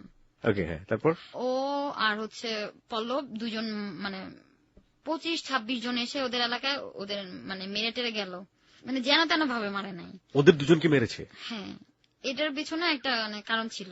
বাড়ি তৈরি করে না, অনেক কি বলে, কন্ট্রাক্টর। হ্যাঁ, মানে এলাকার ছেলে পেলে এরা কি করে যে গান দেখানোর পরে 5 লাখ 2 লাখ চাঁদা খায়। তো যে এটা দিয়ে, তার নাম আমি জানি না, মানে তার কথা হচ্ছে যে খেতে পারলে অর্ধেক তাকে দিতে হবে, আর না খেতে পারলে যদি পুলিশ ধরে নিয়ে যায় সে আনবে না। তো নওশাদ বলছে যদি এরকম হয় তাহলে ওর গানটাই খায়া ফেল। ওদের এলাকার ছোট ভাইকে বলছে কথা, তো খেয়ে ফেলতে বলছে। তো ওই ছেলের 2টা মিলে কি করছে, তার গান নাই করে দিছে। গানটা কি? আর্মস টাইপের কিছু একটা, বন্দুক। হ্যাঁ। ওকে। ছোট আপনি একটু পরিষ্কার করুন, কারণ হঠাৎ করে কার গান কে খেয়ে ফেলবে আমরা ঠিক বুঝতে পারছি না। নওশাদ এবং পল্লব মার খেলো 25 থেকে 30 জনের কাছে, এবং এটার পেছনের কাহিনীটা হলো কোন একটা গান বা বন্দুক খেয়ে ফেলতে বলেছে। এই বন্দুকটা কোথা থেকে আসলো এটা তো আমি বলতে পারবো না, মানে ও আমাকে যতটুকু বলছে, মানে এলাকার ইয়ে থাকে না প্রভাবশালী লোক যাদের কাছে আর্মস থাকে, এর কথা হচ্ছে যে যদি কেউ চাঁদা তুলতে পারে সে এটার 50% নিবে, বাট ওদের কেউ ধরে নিয়ে গেলে ওদের এলাকার কাউকে, তাহলে সে এটার রিস্ক দিবে না। তো এই জন্য এটা আবার এসে নওশাদকে বলছে। তো নওশাদ বলছে ঠিক আছে, তাহলে তুই আর্মসটাই খেয়ে ফেল। ওকে। তো ওরা এই কথা বললো, এই কথা পল্লব এবং নওশাদ। হ্যাঁ, নওশাদ বললো, আর নওশাদের চালা হচ্ছে পল্লব। ওকে। হুজুর করা যেটাকে বলে। তো ওরা কি করলো, ওদের বুদ্ধিতে এটা আসতো না যে খাওয়ার ব্যাপারটা, যেহেতু বড় ভাই বলছে আর্মসটা খেয়ে ফেলতে বলেছে। হ্যাঁ, তো কি করলো, আর্মসটা খেয়ে ফেললো। খেয়ে ফেলার পরে আর যে লোক সেও তো খুব প্রভাবশালী, এই ব্যাপারটা মোটামুটি সবাই মানে জেনে ফেলছে, তার কাছ থেকে আর্মস খাবে এটা তো হতেই পারে না। সে একদম ডিরেক্টলি বলছে হয় আমার আর্মস ফেরত দিবে, আর তা না হলে এই পল্লব নওশাদকে যেখানে দেখবে সেখানে গুলি করে মারা ফেলবি। তো ওরা আবার একটা কনস্ট্রাকশনের কাজ চলতেছে, এরকম একটা বাসার মধ্যে আড্ডা দেয়। 7-8 জন আড্ডা দিচ্ছিল। যেই লোকের আর্মস করছে, তো সেই লোক আবার লোক পাঠাইছে 25-26 জন, মানে হয়তো বা ফাঁদ পেতে ছিল যে কখন ওরা বের হয়, একসাথে থাকে, ধরবে ওদের। পরে ওরা 7-8 জন ছিল, এর মধ্যে 4-5 জন চলে গেছে। তো একজন একটু মাইর খাইছে, একটু পা কেটে গেছে, আর 2 জন ছিল নওশাদ আর হচ্ছে পল্লব, 2টাকে একদম যাচ্ছে করে তাই মাইরটাইট দিছে। মানে এমন মারধর করছে যে আর্মসের দিয়ে ওর মাথা ফাটায় ফেলছে। নওশাদের না পল্লবের হাতের রক কেটে দিছে। আবার নওশাদের হচ্ছে হাতের রক কেটে দিছে, পিঠে একটা ক্রস চিহ্ন দিয়ে দিছে, থাই কেটে ফেলছে। তো আমি এটা জানতাম না। 11 তারিখে এই ঘটনা ঘটছে। 11 তারিখে ঢাকা মেডিকেল কলেজ থেকে সেলাই টেলাই করে নিয়ে আসা হয়েছে। ও আমাকে 14 তারিখে কল করছে। জুলাইয়ের, যে এইরকম এরকম আমি তোমাকে একটা কথা বলবো। আমি হ্যাঁ বলো। তো হচ্ছে তুমি শুনলে কিন্তু কান্নাকাটি করবা না। ও খুব জানতো যে আমি একটু কিছু হলে কান্নাকাটি করতাম। ওকে। তো আমি ভাবছি ও মনে হয় দেশের বাইরে চলে যাবে। ওকে। তো আমি খুব ভয় পাচ্ছিলাম যে বলো তুমি কান্নাকাটি করবো না, না করবো না, তুমি আমার বাসায় আসবা না, আসবো না, এরকম এরকম যে আমি তো মানে মার খাইছি, এতগুলো সেলাই পড়ছে, হাতে ব্যান্ডেজ করা। তো আমি শোনার পরে তো মানে একদম কান্নাকাটিতে পুরো অস্থির হয়ে গেছি। পরে বলতেছে কান্নাকাটি করো না, আমি ঠিক আছে, আমি তো বেঁচে আছি, আমি তো তোমারই আছি, এরকম টাইপের কথাবার্তা যেটাকে বলে। ওকে। তো যেই দিন ওর সেলাই কাটা হবে, সেলাই কাটার পরে সেই দিনও আমার সাথে দেখা করতে আসলে। তো আসতে পরে আমি দেখলাম যে ও কোথায় কাটলো বা কি, সেই দেখার পরে আমি তো খুব কান্নাকাটি করতেছি যে এরকম মানুষ করে নাকি। তো আমাকে বললো এই ঘটনা, আমার তো কোনো দোষ নাই। পরে আমি অনেক চিল্লাচিল্লি করলাম, আল্লাহ তুমি এইসব কি বলো, মানে পলিটিক্স করবে এটা আমার ভালো লাগে না, এই টাইপের মানুষ আমি দেখতেই পারি না। আপনি এতদিনে জানলেন যে সেই ধরনের খারাপ কাজের মধ্যে ইনভলভ? না না, সেই আসলে ইনভলভ না, মানে এলাকার যেহেতু আমি একটা বড় ভাই, আমার কাছে কেউ এসে জিজ্ঞাসা করতেই পারে যে এটা কি করবো ভাই, যদি খুব ভালো রিলেশন থাকে। আর ওর সাথে সবার সাথে নাকি খুব ভালো রিলেশন। ওকে। আর ও এইসব পলিটিক্স এইসবের মধ্যেও নাই। তো একজন অস্ত্রধারীর সাথে তার ভালো রিলেশন, আপনি এটাকে কি বলতে যাচ্ছেন? আপনি বলতে যাচ্ছেন যে ছোট ভাই যে কোনো টাইপেরই হতে পারে, সে বড় ভাইয়ের কাছ থেকে সাজেশন নেবে এবং ও বলে দিবে যে অস্ত্রটা খেয়ে ফেলো, এটা কোনো রিলেশনের পর্যায়ে পড়ে না? মানে আমার কাছে সবসময় মনে হতো যে ও যা বলে তাই রাইট। ওকে। হ্যাঁ। আর ও কখনো মিথ্যা বলতেই পারে না, নেভার এভার। ওকে। ওই জায়গাটাতে আপনি সেভাবেই ফিল করেছেন ওই সময়টাতে? হ্যাঁ। ওকে। হ্যাঁ, তারপর? তো পরে ভালো হয়ে গেল, পরে রীতিমতো সে অফিসে যাওয়া শুরু করলো, সবকিছু আবার আগের মতো করে হয়ে গেল, ঘুরতে যাওয়া এই সেই। তো মাঝে মতো কথা হতো রান্না টান্নার ব্যাপার নিয়ে, তোমার তো আমার বাসায় আসলে রান্না টান্না করতে হবে, মানে জিজ্ঞাসা করতে, হ্যাঁ তুমি কি কি রান্না করতে পারো, হ্যাঁ আমি তো এইগুলো রান্না করতে পারি। পরে আমি বলতাম যে হ্যাঁ আমি তো তোমার মায়ের থেকেও বেশি রান্না করতে পারি, বলে কি আমার আম্মা অনেক ভালো ভালো রান্না করতে পারে এই সেই, অনেক মজাদার এই সেই। তো বললো যে তুমি কি মানে মুরগির মাংসের ভর্তা করতে পারো? মুরগির মাংসের ভর্তা? হ্যাঁ, মানে অপ্রস্তুত করার মতো কথাবার্তা। তো আমি বললাম যে এটা তুমি জীবনে শুনিও নাই। তো বললো যে তুমি কি কাঁচা কাঁঠাল যে রান্না করে সেটা করতে পারো? আমি এইসব মানুষ খায় নাকি? হ্যাঁ খায়, অনেক টেস্ট এই সে। তুমি খাইছো? কাঁচা কাঁঠাল রান্না অনেকেরই অনেক প্রিয়, এঁচড় বলে অনেকে। তারপর? পরে আমি তুমি কখনো খাইছো নাকি? বলে কি না, কিন্তু শুনছি অনেক টেস্ট। পরে আমি চিন্তা করলাম যে আচ্ছা ঠিক আছে, কাঁচা কাঁঠাল যেহেতু বললো, তো আমরা 3টা ফ্রেন্ড মিলে রমনাতে গেলাম। যাওয়ার পরে এর মধ্যে একটা পাগল আমার দেখতে দেখতে দেখতে দেখতে সামনে আসে। পরে আমি কি করি, ব্যাগ নিয়ে দেই দৌড়। তো আমার মাথার মধ্যে সবসময় এই জিনিসটা কাজ করতো যে আমি কখন ওকে কাঁঠাল রান্না করে খাওয়াবো, কাঁচা কাঁঠাল। ওকে, যেহেতু সে বলেছে। হ্যাঁ, যেহেতু সে বলেছে। তো একটা সুযোগ পেলাম রমনাতে যাওয়ার পরে, কাঁঠাল তো অভাব নাই। দেখলাম যে বৃষ্টি পড়তেছে, আর বৃষ্টির সময় তো লোকজন থাকে না। তো একটা লোক দূর থেকে, আমি কাঁঠাল ধরছি, সে আমাকে হাত দিয়ে ইশারা দিতেছে পারা যাবে না। তো আমি কি করলাম, পারলাম। পারার পরে ব্যাগে ঢুকালাম, ঢুকানোর পরে দিছি দৌড়। আর বৃষ্টি যেহেতু, সে আর আসবে না। রমনা থেকে আপনি কাঁঠাল চুরি করলেন আপনার বয়ফ্রেন্ডের জন্য? হ্যাঁ হ্যাঁ। ওকে। পরে পরে বাসায় আসলাম, সেই বৃষ্টিতে ভিজে, কষ্ট দিয়ে হাত টাতের অবস্থাও খারাপ ছিল। এখন কিভাবে রান্না করতে হয় এটা তো আমি জানি না। তো আমি কি করলাম, আমার পাশের ফ্ল্যাটের ভাবিকে ডাক দিলাম যে ভাবি একটু বলেন এটা কিভাবে কাটতে হয়। তো সে আমাকে বললো এইভাবে এইভাবে। রান্না টান্না করলাম, শুনে রান্না টান্না করার পর ওকে কল করছি সন্ধ্যার সময়, তুমি কোথায়? হ্যাঁ আমি তো অফিসে। আচ্ছা শোনো, তোমার সাথে আমার কথা আছে। হ্যাঁ কি কথা বলো। আচ্ছা তুমি আসলে কোনো সমস্যা আছে? বলে কি না, আমার আসলে অনেক জ্বর আসছে, আমি আসতে পারবো না এই সেই। আমি আইসার সাথে সাথে চলে যাও, কিন্তু তারপরে আসো। পরে আচ্ছা ঠিক আছে। পরে ও অফিস থেকে আসলো আপনাদের বাসায়? হ্যাঁ, বাসার সামনে। ওকে। তখন আপনার বাসায় জানে না কেউ? হ্যাঁ হ্যাঁ, একটা কথা মিস হয়ে গেছে, সেটা হচ্ছে ও আমার বাসায় 2011 থেকে আসা যাওয়া করতো। 2011 থেকে বাসায় আসা যাওয়া করতো? ওর ম্যাথ টিচার ছিল, মানে ওইভাবে বাসায় ওকে মানে ইন্ট্রোডিউস করে দেওয়া হয় ম্যাথ টিচার হিসেবে। হ্যাঁ। আপনার কি সে সময় আপনার ম্যাথ পড়তে হতো? হ্যাঁ হ্যাঁ। কিসের জন্য ম্যাথ পড়তে হতো? ভার্সিটির অ্যাডমিশনের জন্য। ওকে। ও সেই ম্যাথ টিচার হিসেবে আপনার বাসাতে আপনি তাকে ইন্ট্রোডিউস করে দিলেন। সপ্তাহে কয়দিন পড়াতো? সপ্তাহে 2 দিন, মানে হচ্ছে ফ্রাইডে স্যাটারডে। ওকে। প্রেমও করা হবে, টাকা পয়সা রোজগারও হবে, মাশাআল্লাহ। তারপর? পরে আস্তে আস্তে আমার বোন ব্যাপারটা বুঝতে পারে, যেহেতু আমরা একসাথে বেড শেয়ার করি। বেড মানে ও মানে আপনি এবং আপনার বোনের সাথে বেড শেয়ার রাতের বেলা? ওকে। হ্যাঁ। ফোনে কথা বলি, শুনতে পায়। তো ওইভাবে ব্যাপারটা ও জানতে পারে যে ওর সাথে আমার রিলেশন। আপনার বড় বোন না ছোট বোন? বড় বোন। ওকে। তো আমাদের মধ্যে অনেক মজার ব্যাপারও ছিল এরকম। আমি ওদের এলাকায় পড়াতে যেতাম, কাশফিকে। তো দেখা গেছে বৃষ্টি পড়তেছে, ও আমাকে কল করছে যে কোথায় তুমি? হ্যাঁ আমি তো কাশফিদের বাসায়। আচ্ছা ঠিক আছে, তুমি একটা রিক্সা নাও, সামনের দিকে আগাও, আমি আসি, তোমাকে বাসায় দিয়ে আসি। তো প্রায় বৃষ্টি টিষ্টি পড়লে আমাকে দিয়ে আসতো বাসায়। বা বৃষ্টি পড়লেও যদি অফিসে থাকতো, আমি পড়াতে আসছি, ও আমাকে বলতো বৃষ্টি শেষ হবে তারপরে যাবা, বৃষ্টিতে ভিজে ভিজে যাবা না। ওকে, মানে মোটামুটি অনেক ভালো সময় ছিল। গার্লফ্রেন্ড এবং বয়ফ্রেন্ডের মধ্যে একটা টেক কেয়ারিং ব্যাপার থাকে, সেটা আপনাদের মধ্যেও ছিল, আমরা বুঝতে পারছি। হ্যাঁ, এচোরের প্রসঙ্গে ছিলেন আপনি একটু আগে, সেই এচোরের প্রসঙ্গে আপনি একটু খোলাসা করেন যে রমনা থেকে কাঁঠাল চুরি করে আপনার বাসাতে গিয়ে আপনি কাঁঠাল রান্না করেছেন। হ্যাঁ, কাঁঠাল রান্না করলাম, তো আসলো, আসার পরে আমি ওকে বাটিতে করে নিয়ে দিলাম, ও খেলো, খাওয়ার পরে বললো যে অসাধারণ হয়েছে, যে সেই অনেক প্রশংসা করেছে। হ্যাঁ, দেখা গেছে এরকম ভাবেই মোটামুটি সবকিছু চলতো। আপনি নিজে খেয়েছিলেন কাঁঠাল রান্নাটা? হ্যাঁ, বাসার সবাই খেয়েছে। বাসার সবাই কি বলেছে? অনেক ভালো হয়েছে। আপনার কাছেও অনেক ভালো লেগেছে? হ্যাঁ। আমরা অনুষ্ঠানের শেষে অনির বাসার নাম্বার টাম্বার সবকিছু দিয়ে দেবো, আপনারা সবাই কালকে সকালবেলা গিয়ে কাঁঠাল নিয়ে হাজির হবেন। এবং ও যেটা বলছে যে আসলে কাঁঠাল নাকি ও খুব ভালো রান্না করে, কাঁচা কাঁঠাল। ওকে, তারপর হচ্ছে যে হ্যাঁ, ঘুরতে যাওয়ার ব্যাপারগুলো, যেমন মানে আগে দেখা যেত যে আমি যদি ঘুরতে যেতাম ওর সাথে, তো দেখা যেত যে আমার ওয়েট করতে হতো, মানে ফার্স্ট টাইম। তো এরপরে দেখা গেছে যে ওর ওয়েট করতে হচ্ছে। কেয়ারিং ব্যাপারটা আগের তুলনায় এখন বেশি ছিল। হ্যাঁ, অনেক বেশি ছিল, সবকিছুই বেশি বেশি ছিল। যেটা সাধারণত আমরা ধারণা করলাম যে বিরতিতে যাবার আগে যে গল্পটা বোধ হয় নওশাদের পাট্টা বোধ হয় ওখানেই চুকে গেল, কিন্তু প্রিয় শ্রোতা, আমরা বারবারই বলে থাকি জীবনের গল্পে আসলে আজ করার কোনো অনুমান করার আসলে কোনো সুযোগ থাকে না। দেখুন, আপনি যা চিন্তা করেছিলেন ঠিক তার উল্টোটা হলো, যে এইসব ঘটনার পরে সাধারণত রিলেশনশিপ ব্রেকআপ হয়ে যায়, এবং ব্রেকআপ হয়েও গিয়েছিল, কিন্তু উল্টো ভাবে এটা শুরু হলো ব্রেকআপ হওয়ার পরে, এবং সেটা ছিল অনেক অনেক সুইট এবং লাভলি কিছু, বলতে পারি যে টাইম পাস, বা ঠিক উল্টোটা টার্ন করেছে, এবং সেটা অনেক বেশি সুইট এবং লাভলি মোমেন্ট উপহার দিচ্ছে ওদের দুজনকেই। তারপর দেখা যায় যে মামাতে ঘুরতে গেছি, ও অল টাইম এসিতে থাকতে পারে, বাট আমি পারি না। তো আমরা গেলাম এসি বাসে, আমি আসার পরে সিক হয়ে গেছি, প্রচুর ঠান্ডা, মাথা ব্যথা, একেবারে অবস্থা খারাপ। ও আমাকে কল করছে, কোথায় তুমি? সেই তো আমি বাসায়। আমি ওকে জিজ্ঞাসা করতেছি তুমি কোথায়? বলে বাসায়। আমি গাড়ি শব্দ পাচ্ছি, তুমি মিথ্যা কেন বলছো? তো আমাকে বললো যে বাসা থেকে বাইরে হও, আমি আসছি।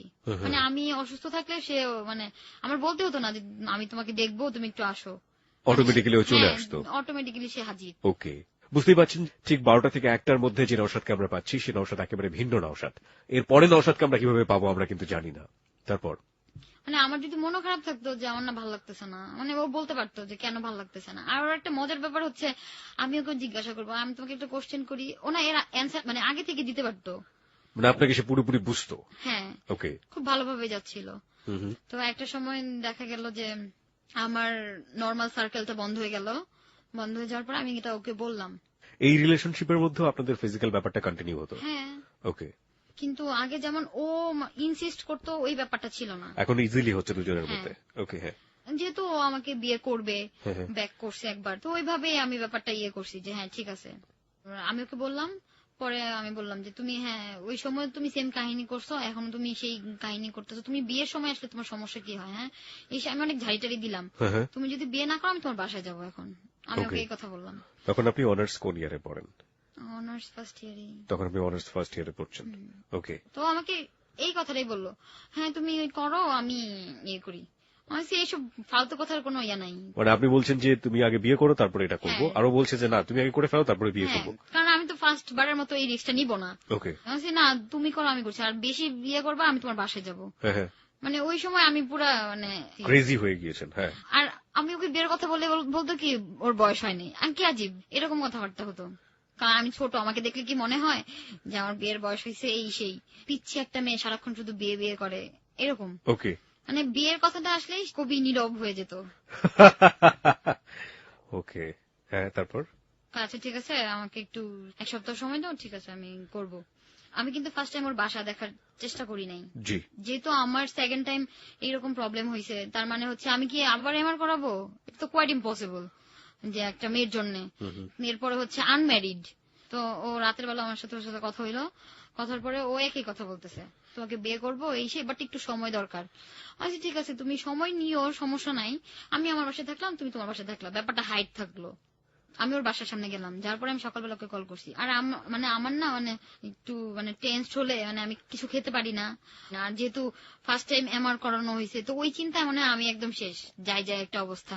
জি, আমাকে একটু বলবেন, আপনি যখন ফার্স্ট টাইম এমআর করাচ্ছিলেন তখন ডাক্তার কি আপনাকে এই জাতীয় কোনো কথা বলেছিল, পরামর্শ দিয়েছিল যে ফার্স্ট বেবি যেটা সেটা এইভাবে এমআর করানো ঠিক না, এক্ষেত্রে ভবিষ্যতে বেবি নিতে সমস্যা হতে পারে? কোনো পরামর্শ আপনাকে দেয়নি?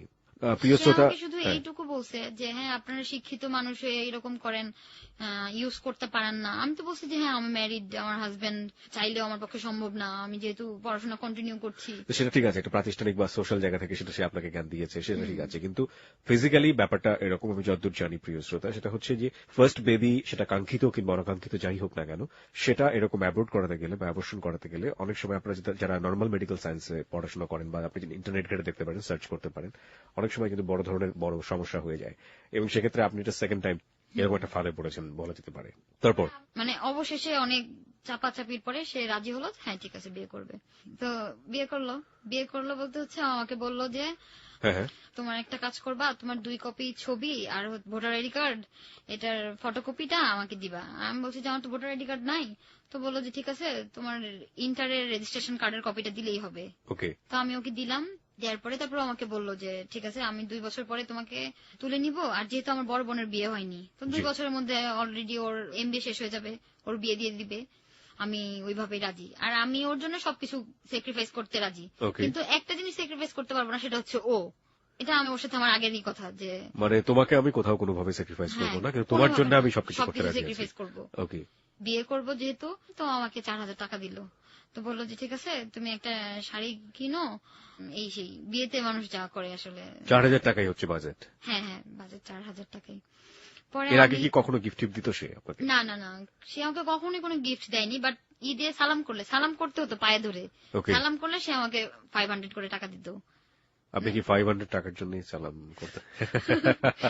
অনেকটা সেই রকমই, তো যেহেতু পাওয়াই যায়, হ্যাঁ ধরাই যেতে পারে, ও আমার পা ধরে আমি ওটা ধরতে পারবো না, তো এরকমই না, ও তো চিপায় পড়লে ধরে।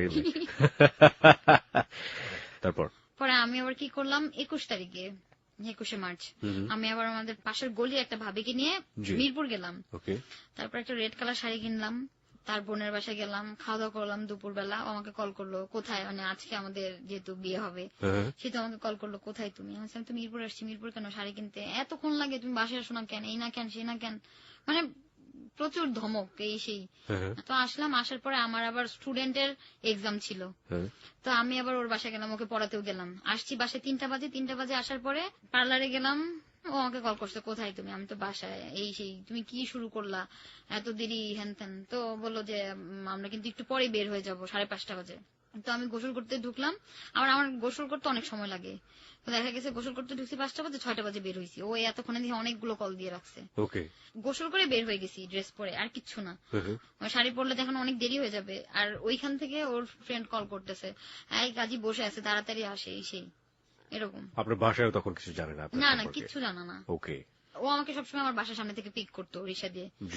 তো আমি উঠলাম রিক্সাতে, উঠার পরে ও মানে বললো যে এমনিতে একা একা বিয়ে করতেছি, বাবা মাকেও জানা না, এই সেই, এরপরও তুমি দেরি করতেছো, লাইফের টার্নিং পয়েন্ট, মানে প্রচুর জ্ঞান। আমি তো কান্নাকাটি করতেছি, এমনিতেই ভয় পেতেছি, আল্লাহ কি করতেছি আমি। এর আগে আমি ভাবলাম যে মানে মনের মধ্যে কেমন যেন লাগে। তো আমি আবার কি করলাম, আমার ব্যাগের মধ্যে একটা কাগজ লিখে দিয়ে গেলাম যে ওর বাসার ঠিকানা, ও এই সেই, যদি মাইরা টেরা ফেললো। ওকে, ভয়ও পাচ্ছিলেন আপনি সেই সময়? হ্যাঁ, তো আমি আবার কি করলাম, ওইটা রেখে তারপর গেছি ওর সাথে। তো যাওয়ার পরে তো রীতিমতো দেখলাম কাজে আসলো, তারপর দেখলাম ওর 3টা ফ্রেন্ড। তো আমাকে জিজ্ঞাসা করলো যে তোমার কত টাকা কাবিন দিলে তুমি খুশি হও? আমি বলছি তোমার যেটা খুশি তুমি সেটাই দিতে পারো, আমার কোনো প্রবলেম নাই। পরে ও বললো যে না, এটা তো তোমার হক, তুমি বলো। তারপর আমি বললাম যে 10 লাখ। তো বললো যে 10 লাখ দিলে তুমি খুশি? আমি বলছি হ্যাঁ। ও বললো যে কেন, একটু কম করলে হয় না? আমি বলছি না, আর পারলে আরো বেশি করো। পরে ও বললো যে কত করলে খুশি হবা? আমি বলছি 20 লাখ করো। কেন না থাক, 10 লাখ করলেই ঠিক আছে, 20 লাখ টাকা আমি দিতে পারবো না। তো গেলাম, পরে দেখলাম ওর 3টা ফ্রেন্ড আর আমার কেউ নাই। আমাকে বলছে যে তুমি তো কাউকে বলবা না, আমার বাসার তো কাউকে বলা কোয়াইট ইম্পসিবল, আর তারপর হচ্ছে যে আমার ফ্রেন্ডদেরও বলবা না, তাহলে ব্যাপারটা বাসায় জানাজানি হয়ে যাবে। এইসব বেসব বলা হয়েছে আমাকে। তো বলছি ঠিক আছে, আর যেহেতু আমি ওর জন্য সবকিছু করতে পারি, আমি কিন্তু বলছি এটা আগেই, তো আমি একা একা ডিসিশনটা নিলাম যে হ্যাঁ ঠিক আছে বিয়ে করব। তো গেলাম জি কাবাব ঘরে। তো যাওয়ার পরে দেখলাম যে আমরা বসলাম, পরে কাজী আসছে। তা আসার পরে সে মানে যেটা হয় সেটা হলো, দোয়া টোয়া পড়া, তারপরে সিগনেচার নেয়া, কবুল বলা, এর মেয়ে এই সেই এগুলো বলা, সাক্ষীর সিগনেচার নেয়া, সবকিছুই হলো। তারপরে বিয়ে টিয়ে হলো। তারপরে আমরা মানে আসবো, তো যেহেতু রেস্টুরেন্টে গেছি খাওয়া দাওয়া তো করতেই হবে। তো বললো যে কি খাবা বলো? আমি না, আমি তো কিছু খাবো না, আমি খাওয়া দাওয়া করে আসছি। আর আমি যখন সিগনেচার করতেছিলাম না, আমি শুধু আমার নামটুকু লিখতে পারছি, বাট নামের বাকি অংশটুকু লিখতে পারতেছিলাম না, হাত কাঁপতেছিল। আমি কি করতেছি একা একা, মানে প্রচুর ভয় পাচ্ছিলাম। এই কাজ করার পরে পরে আমি বললাম না আমি কিছু খাবো না, আমার ভালো লাগতেছে না, চলো। তো ওরা কি করলো, ওদের অর্ডার দিয়ে গেল, বিল দিয়ে গেল, কাজীকে টাকা দিয়ে গেল। তো আমাকে বললো যে কাজী টাকা তো এখন আরো পাবে, তুমি এত টাকা কাবিন করতে গেলা কেন, কম করলে তো 5,000 টাকা আর 7,000 টাকার মধ্যে হয়ে যেত, আর এখন তো 10 লাখের জন্য 12,000 টাকা দেওয়া লাগবে, ওকে, চার্জ হচ্ছে 3,000 টাকা, 15,000 টাকা দেওয়া লাগবে, আর যেহেতু মাসের শেষ আমার কাছে টাকাও নাই। এই কথা বললো আমাকে, তুমি আমাকে আগে বলবা না, আমি কিন্তু জানতাম না যে এত টাকা চার্জ দেওয়া লাগে, ওই কিন্তু বললো আমাকে। ওকে, তো বিয়ে টিয়ে করলে মানুষ ঘুরতে টুরতে যায় না, যে একটু ঘুরে আসি এই সেই, এরকম কিছু না, ডিরেক্টলি বাসায় আসছি। বিয়েটা আপনারা করেই ফেললেন তাহলে? হ্যাঁ। ও রিক্সার মধ্যে অনেক মজার মজার ঘটনা। রিক্সায় ওঠার পর সাল্লাহ আমাদের এত তাড়াতাড়ি বিয়ে হয়ে গেল, আমরা লিগেল হয়ে গেলাম, এখন তো আমার দাম কমে গেছে, মানে বিয়ে করলে মানুষের দাম কমে যায়, মানে ও বললো। ওকে, মানে ছেলেটারই দাম কমে গিয়েছে? হ্যাঁ হ্যাঁ, বিয়ে করে ফেলছি। তো আমি হাসতেছি যে ওইসব কি বলো ফালতু টাইপের কথাবার্তা। তো আসলাম। আপনি কি ফিল করতেন ওই সময়টা? আপনি তো বিয়ে করে ফেললেন একটা অচেনা একটা ছেলেকে, ইনফ্যাক্ট আপনি তার ফ্যামিলি সম্পর্কে ততটা জানেন না। হ্যাঁ, আপনি পাগল ছিলেন আমরা যতটুকু জানি, but what do you feel? আপনি ওই সময়টাতে কি ফিল করছিলেন বিয়ে করার পরে? তো লিগালি হয়ে গিয়েছে আপনার। হ্যাঁ, মানে ওই সময় আমার কাছে মনে হয়েছে যে আমি এতদিন যত অন্যায় করছি এটা আসলে সবকিছু শেষ, এখন তো আমি বিয়ে করে ফেলছি, এখন তো কোনো সমস্যা নাই। ওকে, প্রিয় শ্রোতা, আপনারা সবাই শুনছেন হ্যালো 8920, আর জি কিবরিয়া রয়েছে আপনার সঙ্গে। এবং আমি বিশ্বাস করি টিনেজ যেসব বন্ধুরা আজকে হ্যালো 8920 শুনছেন, বিশেষ করে হ্যালো 8920 মেয়ে বন্ধু যারা রয়েছেন, তাদের জন্য আজকের এই গল্পটা একটা অসাম একটা শিক্ষা হবে। চলুন আমরা সামনের দিকে এগোতে চাই। তারপর পরে বাসায় আসলাম, আসার পরে তো ঝগড়াঝাটি এই সেই। ঝগড়াঝাটি কেন? ওই যে আমার যে মানে নর্মাল সার্কেলটা বন্ধ হয়ে গেছে। হ্যাঁ, আপনি তো বেবি তখন কনসিভ করে ফেলেছেন। হ্যাঁ, পরে ঝগড়াঝাটি, আচ্ছা দেখি এই সেই দেখি। তারপরে আমি আবার কি করলাম, এই 2-1 দিন পরে টেস্ট করলাম, বাট নেগেটিভ আসছে। তো এর মাঝখানে 2-3 দিন পরে আমি ওর কাছ থেকে কাগজপত্র ছিলাম, বিয়ে করলে কাগজপত্র লাগে, কাগজপত্র দাও না কেন, কাবির নামা এইসব নাকি দরকার হয়।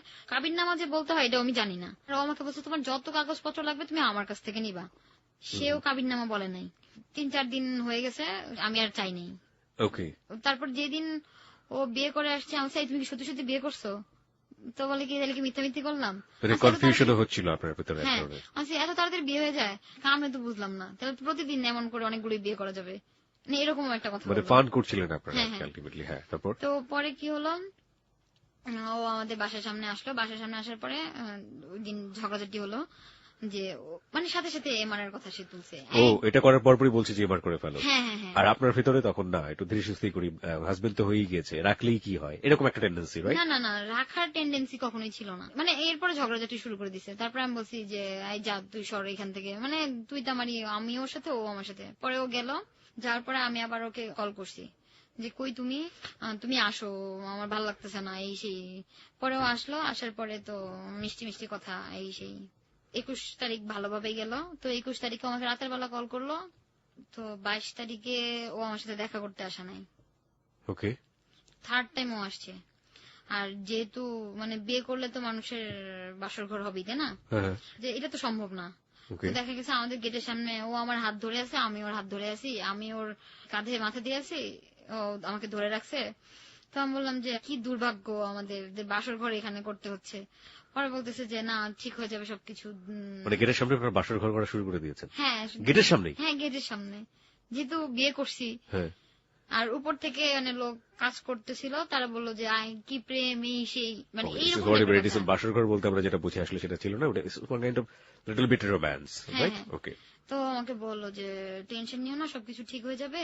আমি ওকে বললাম যে তোমারও কেউ ছিল না, আমারও তো কেউ ছিল না, যেহেতু 2 বছর পরে, ওকে ফাইন, আমি 2 বছর থাকি, আমার তো প্রবলেম নেই, আমার বোনের যেহেতু বিয়ে হয় নাই। তো বললো ঠিক আছে, আর তোমার যা লাগবে তুমি 3 দিন পরে আমার কাছ থেকে নিও। মানে ওই লোকটা টাকা পরিশোধ করে নাই সে। ওকে। আর যেহেতু ও বেতন পাইনি। তারপরে আমরা কি করলাম, 23শে মার্চ ও আমার সাথে আবার দেখা করতে আসলো, একই কথা। পরে আমি ওকে বললাম যে বিয়ে তো হলো, বাট একটা ঘর হলে বেটার হতো। এতদিন বিয়ের কথা বলছে, বিয়ে করছে, এখন আবার ঘরও চাও না? বলে তো ঘর চাবো না। হ্যাঁ, সবকিছু পাবা, বাট আস্তে আস্তে। ওকে। তারপর মানে আবার রিলেশনটা মানে বিয়ের পর থেকে একেবারে ফুলফিল হয়ে গেছে, মানে অনেক মিষ্টি মিষ্টি কথা, বউ তুমি খাইছো, এই করছো সেই করছো, যেটা কিনা কখনো রিলেশনের আগে হ্যাঁ তুমি তো আমার বউ হবা বলতো, আর এখন কিন্তু ডিরেক্টলি সে আমাকে বউ বলছে। হ্যাঁ বলছে, খাবারের সময় প্রত্যেকটা মুহূর্তে কল করা, কোথায় আমি কি করতেছি এই সেই হ্যান ত্যান, মানে স্পেশালি টেক কেয়ার যেটাকে বলে। হ্যাঁ হ্যাঁ, ওই ইয়েতে আমি পুরো মানে ভুলে টুলে গেছি সবকিছু। তারপর এরকম হচ্ছে। তো এর আগে মানে এই বিয়ের কাহিনী সবকিছু জানতো ওর ছোট ভাই, কিন্তু ওর ছোট ভাইয়ের সাথে আমার কথা হতো, বাট আমি বলতাম না যে আমি ওর ভাবি। বিয়ের কাহিনী মানে ওর সম্পর্কে ওর ছোট ভাই সবকিছু জানতো, কিন্তু সেই মেয়েটাকে সেটা সে জানতো না। হ্যাঁ, ছেলেটাকে সেটাও সে জানতো না। ওর ছোট ভাইয়ের সাথে কি আপনার আগে থেকে কোনো সম্পর্ক ছিল? না না, আগের থেকে বলতে হচ্ছে ও বিয়ের কথা আসলেই এড়িয়ে যেত।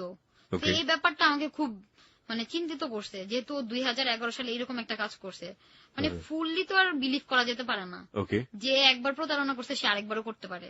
আমার টেন্ডেন্সিটা ছিল এরকম যে না, তো আমি চিন্তা করলাম যে ওর ভাইয়ের সাথে কথা বলি, আসলে প্রবলেমটা কি ওর কাছ থেকে জানি। তো আমি ওর ভাইয়ের সাথে কন্টিনিউ কথা বলা শুরু করে দিলাম। দেখা যেত একসাথে দুই ভাইয়ের সাথে কথা বলতাম, দুইটা সিম দিয়ে, মানে দুইটা সেটে। হ্যাঁ, নওশাদ 2টার পরে ফোন দিত, আর ও আমাকে 12টা বাজে ফোন করতো। 12টা থেকে 2টা পর্যন্ত লং টাইম ওর সাথে কথা বলতাম, পরে আবার ওর সাথে কথা বলতাম। নওশাদ এটা নিয়ে টু বি অনেস্ট কোনো জেলাস ফিল করতো না? জানতো না তো আমি ওর ভাইয়ের সাথে কথা বলি। ওর যে বড় ভাইয়ের সাথে পরিচয় আছে সেটা কি ছোট ভাই জানতো? না না, কখনোই। তাহলে ওর সাথে আপনি কি ধরনের কথা বলতেন? মানে ওর সাথে আমার এমনিতে কথা হতো, ফ্রেন্ড। আমি ওকে বললাম টু বি অনেস্ট 2 ঘন্টা আপনি কি কথা বলতেন? এমনিতেই জাস্ট একটা ছেলে মানুষের সাথে একটা মেয়ে মানুষ কি কথা বলতে পারে, অনেক কিছুই বলতে পারে, অনেক কিছু। This is 2 hours. আমাদের লাইফের স্টোরি বলতে এখানে 2 ঘন্টা সময় লাগে না। আপনি র্যান্ডমলি বলতেন ছেলেটার সাথে কথা? হ্যাঁ। তো র্যান্ডমলি যদি 2 ঘন্টা করে বলেন, ওই ছেলেটা তো আপনাকে একটা মেয়ে হিসেবেই জানতো না তার বড় ভাইয়ের সাথে কোনো রিলেশন আছে কিনা। আপনিও তাকে একটা ছেলে হিসেবেই জায়গা দিয়েছেন, এবং সেটা ওর বড় ভাইও জানতো না। জানতো কি? তাহলে কি বলতেন? ফ্র্যাঙ্কলি কি বলতেন? অনেক ওপেনলি টাইপের কথাবার্তা বলতাম, যে মানে ওর সাথে কিছু বলতাম না, মানে আমার হাজবেন্ড হলে আমি কি করবো, আমার হাজবেন্ডের সাথে মানে ওর ভাইয়ের সাথে কি করবো এটা তো বলা যায় না। ওর ভাইয়ের সাথে আমি কি করবো, ওর ওয়াইফের সাথে কি করবে, কোথায় ঘুরতে যাবে বা কি, এই সেই, বা ফিউচার প্ল্যান, এইসব। ওকে, হ্যাঁ। তারপর পরে মানে এরকম কথাবার্তা হতো। আর নওশাদ সত্যি বললো নাকি মিথ্যা বললো আরেকটা মানে জাস্টিফাই করা যায় হচ্ছে ওর ভাইয়ের মাধ্যমে। ওকে। তো আমি যখন জানতে পারলাম, মানে ও যা বলছে ওর ফ্যামিলি সম্পর্কে সবকিছু সত্য ছিল, কোথায় থাকি কি এই সেই, কিন্তু মিথ্যা ছিল একটাই, যেটা হচ্ছে কিনা ওর এরও আগে অনেকগুলো রিলেশন ছিল, কিন্তু আমাকে সেটা বলছে যে ওর কোনো রিলেশন ছিল না। পরে আমি জানতে পারার পরে আমি ওকে বলি, এই তোমার সাথে রিলেশন ছিল, সে বলছে কে বলছে, তার নিয়ে আসো, তুমি যা বলবো আমি তাই শুনবো, যদি কেউ প্রুফ করতে পারে আমার সাথে কারোর সাথে রিলেশন ছিল।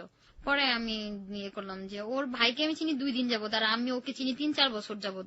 মানে আলটিমেটলি আমি তো ওর কথাটাই বেশি প্রিফার করবো, তাই না? তো ওর ভাইয়ের সাথে আমার কথা হতো, মানে আপডেট দেওয়া হতো যে আমার ফ্রেন্ড সেই, আর ওকে ওর ফ্রেন্ডরা লাভ গুরু টাইপের কিছু একটা বলতো। কার ফ্রেন্ড? মারুফ। মানে কেউ কোনো প্রেম সংক্রান্ত কোনো জটিলতার মধ্যে ভুগতে থাকলে ওকে বলতো যে আরে দোস্ত, মানে এতই বেশি প্রেম করেছে সে ব্যক্তিগত জীবনে? সে কখনো কোনো প্রেমই করে নাই। আলটিমেটলি লাভ গুরুটা কাকে বলতো? ওকে বলতো। ওর ছোট ভাইকে? হ্যাঁ হ্যাঁ। কেন বলতো? মানে অনেক বেশি বুঝে, মানে বেশি মানুষ তো একটু বেশি বুঝে এবং বেশি সমাধান দিতে পারে। প্রেম জীবনে কখনো করেনি, কিন্তু লাভের সমাধান দেয়, এবং সেজন্য সবাই লাভ গুরু বলে তাকে। আর খুব ভালো সমাধান দেয়, খুব ভালো সমাধান দেয়, এই জন্য লাভ গুরু বলে। মানে যেটা কিনা আমিও বুঝি নাই, সে কিন্তু ঠিকই বুঝতে পারছে। ওকে। তো ওর সাথে আমার কথা শুরু হয় হচ্ছে আপনার জানুয়ারি থেকে 2013। মোটামুটি অনেক কথা বলা হয়, আর ও জানতো না যে আমার মানে বয়ফ্রেন্ড আছে, আর যেহেতু মার্চের 21 তারিখ পর্যন্ত আমার বয়ফ্রেন্ড, তাই না? পরে আমি ওকে বললাম এরকম এরকম আমার ফ্রেন্ডের অবস্থা, বলে কি যে ওই ছেলে ওই মেয়েকে কখনোই বিয়ে করবে না, আর ওই ছেলেকে ছাড়বা না, কাকড়ার মতো ধরো। ওই কিন্তু আমাকে এই কথা বলছে, যে ছেলে ইয়ে করতে পারে সে কখনোই করবে না। তো আমারও ওই দিক দিয়ে ওর ভাই বলছে, এই ব্যাপারটা মাথায় আছে। মানে আমার কথা হচ্ছে যে তোমার বিয়ে করতেই হবে। তো আমি ওকে অনেক প্রেশার টেশার দিই, তো আলটিমেটলি ও বিয়ে করে। মানে ওর ভাই আমাকে বলতেছে যে বিয়েতে কে কে থাকবে, তো আমি বলছি বিয়েতে ওর 3টা ফ্রেন্ড থাকবে, কাজী থাকবে, আর ওই মেয়ের কেউই থাকবে না, ছেলে কিন্তু চিট করবে, এটা বললো। আমি বলছি যাও, ফালতু কথা বললো না, মানুষ কি এত খারাপ হয় নাকি? ও পরে বলছে ছোট মানুষ তো কিচ্ছু বুঝবা না, পরে বুঝবা সবকিছু। আমাকে আবার এই কথা বললো, ও কিন্তু জানেই না ওর ভাই, আর ও কিন্তু আমাকে সব বলতেছে, সব পরামর্শ দিয়ে যাচ্ছে। হ্যাঁ, ফ্রি পরামর্শ যেটাকে বলে। মানে ওর কথা আমি ভরসা পাইনি, যেটা সত্যি কথা। তো বিয়ে করার পরে আমি ওকে কল করতাম, বিয়ের কয়েকদিন পরে, মানে 1-2 সপ্তাহ পরে আমার যে ইয়েটা প্রবলেমটা সলভ হয়ে যায়। প্রবলেম বলতে আপনি যে কনসেপ্টটা করেন ওটাকে আপনি আবার এমআর করেন, তাহলে এমনিতেই হয়ে যায়, বেবিটা নষ্ট হয়ে যায়। হ্যাঁ। কিভাবে? মানে এনি কাইন্ড অফ দুর্ঘটনা অথবা অন্য কোনো কিছু নাকি নরমালি? হ্যাঁ, এটা তো ছিলই না। ছিলই না, বেবিটাই ছিল না, তাহলে মানে ব্যাপারটা কি ছিল? আমরা কনফিউজ হয়ে যাচ্ছি, আপনি একটু পরিষ্কার করুন, যেটার কারণে আপনি বিয়ে করে ফেললেন সেটা আসলে ছিলই না। মানে হচ্ছে আমি ভাবছি যে হয়তোবা যেহেতু আমার হচ্ছে নরমাল যে সাইকেলটা আছে সেটা অফ হয়ে গিয়েছে হ্যাঁ। এবং সে কারণে আপনি ধারণা করেছেন যে আপনি কনসিভ যেহেতু করেছেন। আমার ফার্স্ট টাইম এরকম হয়েছে, ওকে, আমি ভাবছি যে হয়তোবা এইটাই। ওকে, আর এবার হলো তো আমি এটা করব না।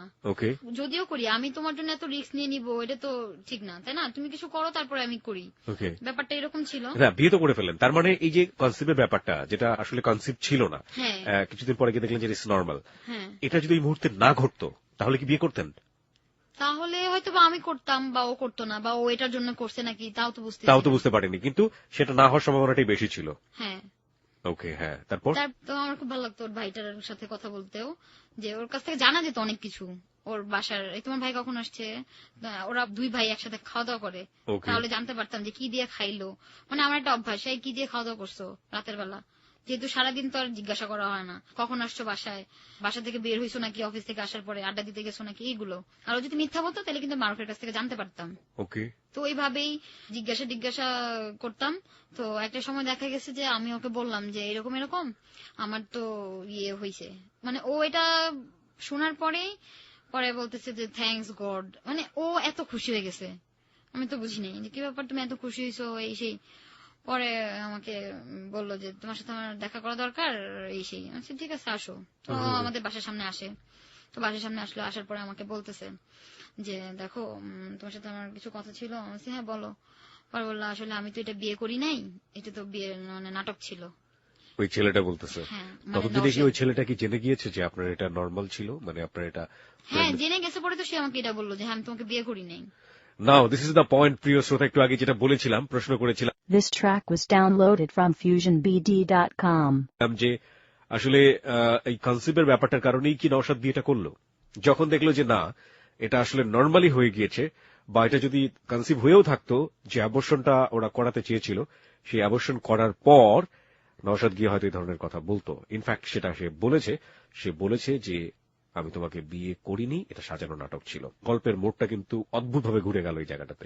তারপর পরে ওই কথা বলতে পরে আমি ওর গলার মধ্যে টিপে ধরছি, তুই এরকম নাটক কিভাবে করলি। মানে 2011 সালে যেমন একটা ধাক্কা খাইছি, 2013 এসে সেম ধাক্কাটা খাইছি। বিয়ে নিয়ে এরকম নাটক হতে পারে, মানে এটা আসলে আমার মানে কল্পনার বাইরে ছিল। তারপরে বললো দেখো আমি আসলে অনেক খারাপ। ওই দিন আমাকেও বললো যে আমার সাথে অনেক মেয়েদের সাথে রিলেশন ছিল, সবকিছুই মিথ্যা ছিল। তাহলে কেন তুমি এমন করছো?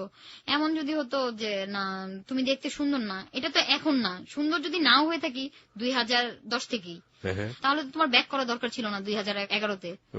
তো আমি ওকে এই কথা বললাম, বলার পরে আমি বলছি যে যা তুই তোর ইয়েতে যা, আমি আমার বাসায় যাবো এসে। তখন বলতেছে যে প্লিজ তুমি কোন উল্টাপাল্টা কিছু করো না, তুমি আমার সাথেই থাকো, আমি তোমাকে ছাড়া কখনোই যাবো না। আমাকে এই কথা বললো। পরে আমি বাসায় ঢুকলাম। ততদিন পর্যন্ত আপনি বিয়ের কোনো কাগজপত্র পাননি? না, সে তো আমাকে দেয়ই নাই। বিয়ের কাগজপত্র চাইতাম, ও বলতে এই তোমার কি আমাকে দরকার নাকি এভিডেন্স দরকার। আর ওর মধ্যে একটা ভালো গুণ ছিল, ও কোনো কিছু করলে স্বীকার করতো, অস্বীকার করতো না। কিন্তু ভালো গুণটা যে খারাপ গুণ হয়ে যাবে এটা আমি বুঝতে পারিনি। পরে সে আমার বলল যে সোনামণি তুমি রাগ করো না, সবকিছু ঠিক হয়ে যাবে, 2015-তে আমরা আবার বিয়ে করব, এই করব, করলেও করছি বিয়ে, না করলেও করব। সে আমাকে কথা বললো। পরে আমি তুই আমার ধরবি না। ও আবার আমার হাত ধরছে, পরে আমি আবার দেয়ালের মধ্যে নিজের মাথা বাড়ি দিছি। রাগ উঠলে কেউ ধরলে আমার খুব খারাপ লাগে। তো ধরছে, পরে আমি আবার মাথার মধ্যে বাড়ি দিছি, তো মাথাটা তো ফুলে গেছে পুরা। পরে আমি বলছি যাই এই জায়গা থেকে, আমি বাসায় ঢুকবো। পরে আমি ওর ভাইকে কল করলাম যে এরকম এরকম মারুফ তুমি কোথায়। তো বললো যে আমি তো বাসায়। ওর সাথে আমার অনেক কথা হতো, যেহেতু ও আমাকে একদিন বললো তো অনি তোমাকে একটা কথা বলবো। আমি হ্যাঁ বলো। আমার না তোমাকে খুব দেখতে ইচ্ছা করে, আমি না তোমার সাথে দেখা করতে চাই। আমি বললাম যে ঠিক আছে দেখতে চাও যেহেতু। আর ওর সাথে আমার দেখা করার কোনো ইচ্ছা ছিল না, কারণ আমি আসলে ওর সাথে কথা বলছি নওশাদের জন্য। তো ও যেহেতু আমাকে দেখা করার মানে অফারটা করলো, সেহেতু আমি ওই সুযোগটা নিলাম যে হ্যাঁ মারুফ আমি তোর সাথে দেখা করবো কালকে। তো আমি ওর সাথে দেখা করলাম। দেখা করার পরে আমি ওর সব কাহিনী বললাম, যে তোমাকে আমি যে ফ্রেন্ডের কাহিনী বলতাম, মানে আমি হচ্ছি ও যে ছেলেটার কথা বললাম ও হচ্ছে তোমার ভাই। ও তো পুরো আকাশ থেকে বলছে ভাইয়া এইসব। আমি তোমার কি বিশ্বাস হচ্ছে না, তোমার ভাইয়ের নাম্বারটা বলবো। তো আমি ওর ভাইয়ের নাম্বারটা আবার বললাম। ও বললো যে এখন একটা বুদ্ধি বের করতেই হবে, তাই না? তো ও আমাকে বললো কি যে আচ্ছা ঠিক আছে, আমি ব্যাপারটা বাসায় জানাই। বাসায় জানানো বলতে হচ্ছে যে ওর 3টা বড় বোন আছে, দুলা ভাইদের জানাই, তারপরে তোমার সাথে আমি ব্যাপারটা নিয়ে কথা বলি। তো ও আমাকে বাসায় পিক করে দিয়ে গেল। মানে ওই দিন সারা চিন্তা করলাম যে আমিও তো আসলে ওকে ভালোবাসি, আর ও যত অন্যায় করছে আমি সবগুলোই মানে পার্ডন করে দিছি যে ঠিক আছে হয়তো আমার কপালে তাই ছিল। মানে আলটিমেটলি আমি আমার ডেস্টিনিটাকেই দোষারোপ করতাম। ওকে। এরপরে আমি ওর নওশাদকে আসতে বললাম যে এরকম এরকম তুমি একটু আসো। তো আমি ওকে বললাম যে এই সেই, তো ও আমাকে বললো কি তুমি আমার সাথে থাকলে কি সুখী হতে পারবা, এই সেই এসব এসব কথা শোনালো নওশাদ। হ্যাঁ। তো বললাম তুমি 1 সপ্তাহ আমার সাথে যোগাযোগ করবা না, 1 সপ্তাহ পরে যোগাযোগ করবা, আর 1 সপ্তাহ পরেই আমি ডিসিশন নিব যে আমি আসলে তোমার সাথে থাকতে পারবো কি পারবো না। নওশাদ। হ্যাঁ, নতুন করে সে আবার কাহিনী। তো মানে 1 সপ্তাহ তো একটা মুহূর্ত আমার যাচ্ছে না এইসব কথা শোনার পরে। আর এইসব ব্যাপার তো কাউকে শেয়ারও করা যাবে না। তো আমি কি করলাম, ওর ভাইকে বললাম 2 দিন পরে। ওর ভাই বলল আচ্ছা ঠিক আছে। তো ওর ভাইয়ের সাথে কথা বলছে, বলার পরে ওর ভাই বলতেছে ঠিক আছে আমি ব্যাপারটা আপুদের বলি, তারপরে তারাই একটা সমাধান বের করবে। কারণ আলটিমেটলি সমাধান বলতে হচ্ছে সামাজিক ওয়েতে তুলে নেয়া, তাই না? এর বেশি তো কিছু না, বা এর কমও কিছু হওয়ার কথা না। কারণ ভাইয়া যে এসব কাজ করছে এখন ও না চাইলেও তো তাই করতে হবে।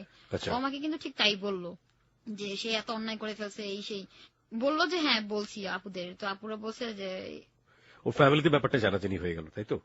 কিন্তু আসলে জানাজানি হয় নাই। মানে আলটিমেটলি মারুফ আপনাকে যেটা বলেছে সেটা মিথ্যা ছিল। হ্যাঁ হ্যাঁ।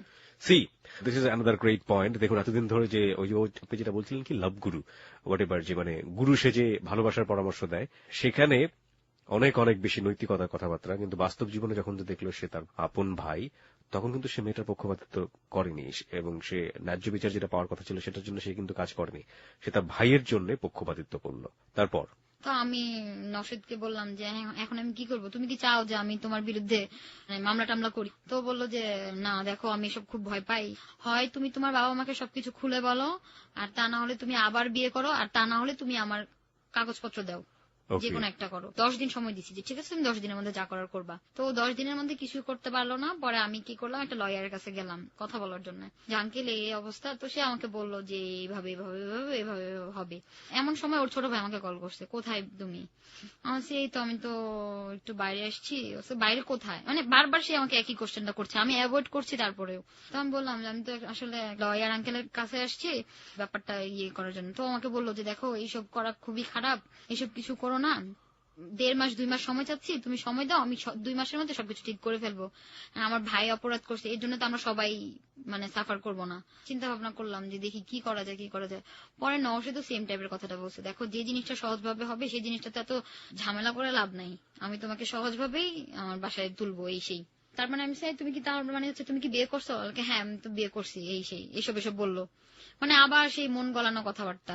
আমি বলছি ঠিক আছে তোমার তো এই শেষ একটাই জিনিসই চাচ্ছ যে মানে যখন ও বিপদে পড়ছে তখন বলছে যে হ্যাঁ বিয়ে করেছি, যখন বিপদ উদ্ধার হয়ে যাচ্ছে তখন বলছে যে বিয়ে করিনি। হ্যাঁ হ্যাঁ সেম। তো আমাকে সে বললো হ্যাঁ আমি তো বিয়ে করছি। তারপর আমি বললাম যে আচ্ছা ঠিক আছে তোমাকে সময় দিলাম। তো ঠিক আছে আপনিও সেটা ভালোবাসার খাতিরে মুহুর্মুহু বিশ্বাস করে যাচ্ছেন। আমি যেহেতু আমি খারাপ ভাবে কিছু চাচ্ছি না, খারাপ ভাবে কিছু চাওয়া মানে হচ্ছে যে প্রত্যেকটা পার্সন শোনা জানা যে এটা করছে এটা করছে, আমি যেখানে যাব সেখানে তো তাই শুনবে যে মেয়েটা এটা করছে ছেলেটা এটা করছে। ও সময় নিল 1.5-2 মাস। তো ওর ভাই এর মাঝখানে পহেলা বৈশাখ ছিল, ওর ভাইয়ের সাথে আমি ঘুরতে গেলাম। ওই মুহূর্তে তো মানে নওশাদ জানতো যে আমার মারুফের সাথে কথাবার্তা হয়। তো হওয়ার পরে তোর ও আমার জিজ্ঞাসা করলো নওশাদ যে আসলে মারুফ কি কোনো মেয়ের সাথে প্রেম টেম করে নাকি? আমি তো জানি না, বাট আমি যতটুকু জানি যে করে না। পরে আমি মারুফকে জিজ্ঞাসা করলাম, তো মারুফ বললো হ্যাঁ পড়ছি। আমি কার? তো বললো তোমার। আমি আমার মানে ফাইজলামি করো হ্যাঁ এই সেই। পরে বলতেছে হ্যাঁ তুমি আমার সাথে এমন কেন করলা, এত ফ্র্যাঙ্কলি কথা বললা, আর তুমি কিনা আমার ভাবি হতে যাচ্ছ, মানে এরকম টাইপের কথা। আমি কিন্তু ওকে বলছি যে আমি কিন্তু তোমার সাথে জাস্ট ফ্রেন্ডশিপ, আদারওয়াইজ আর কিচ্ছু না। পরে আমি বললাম যে দেখো আমার নওশাদের ব্যাপারগুলো ক্লিয়ার হওয়া দরকার ছিল, দ্যাটস আমি তোমার সাথে কথা বলছি, এর বেশি কিছু না। পরেও বললো যে ঠিক আছে আমি দেখি ব্যাপারটা কি করা যেতে পারে।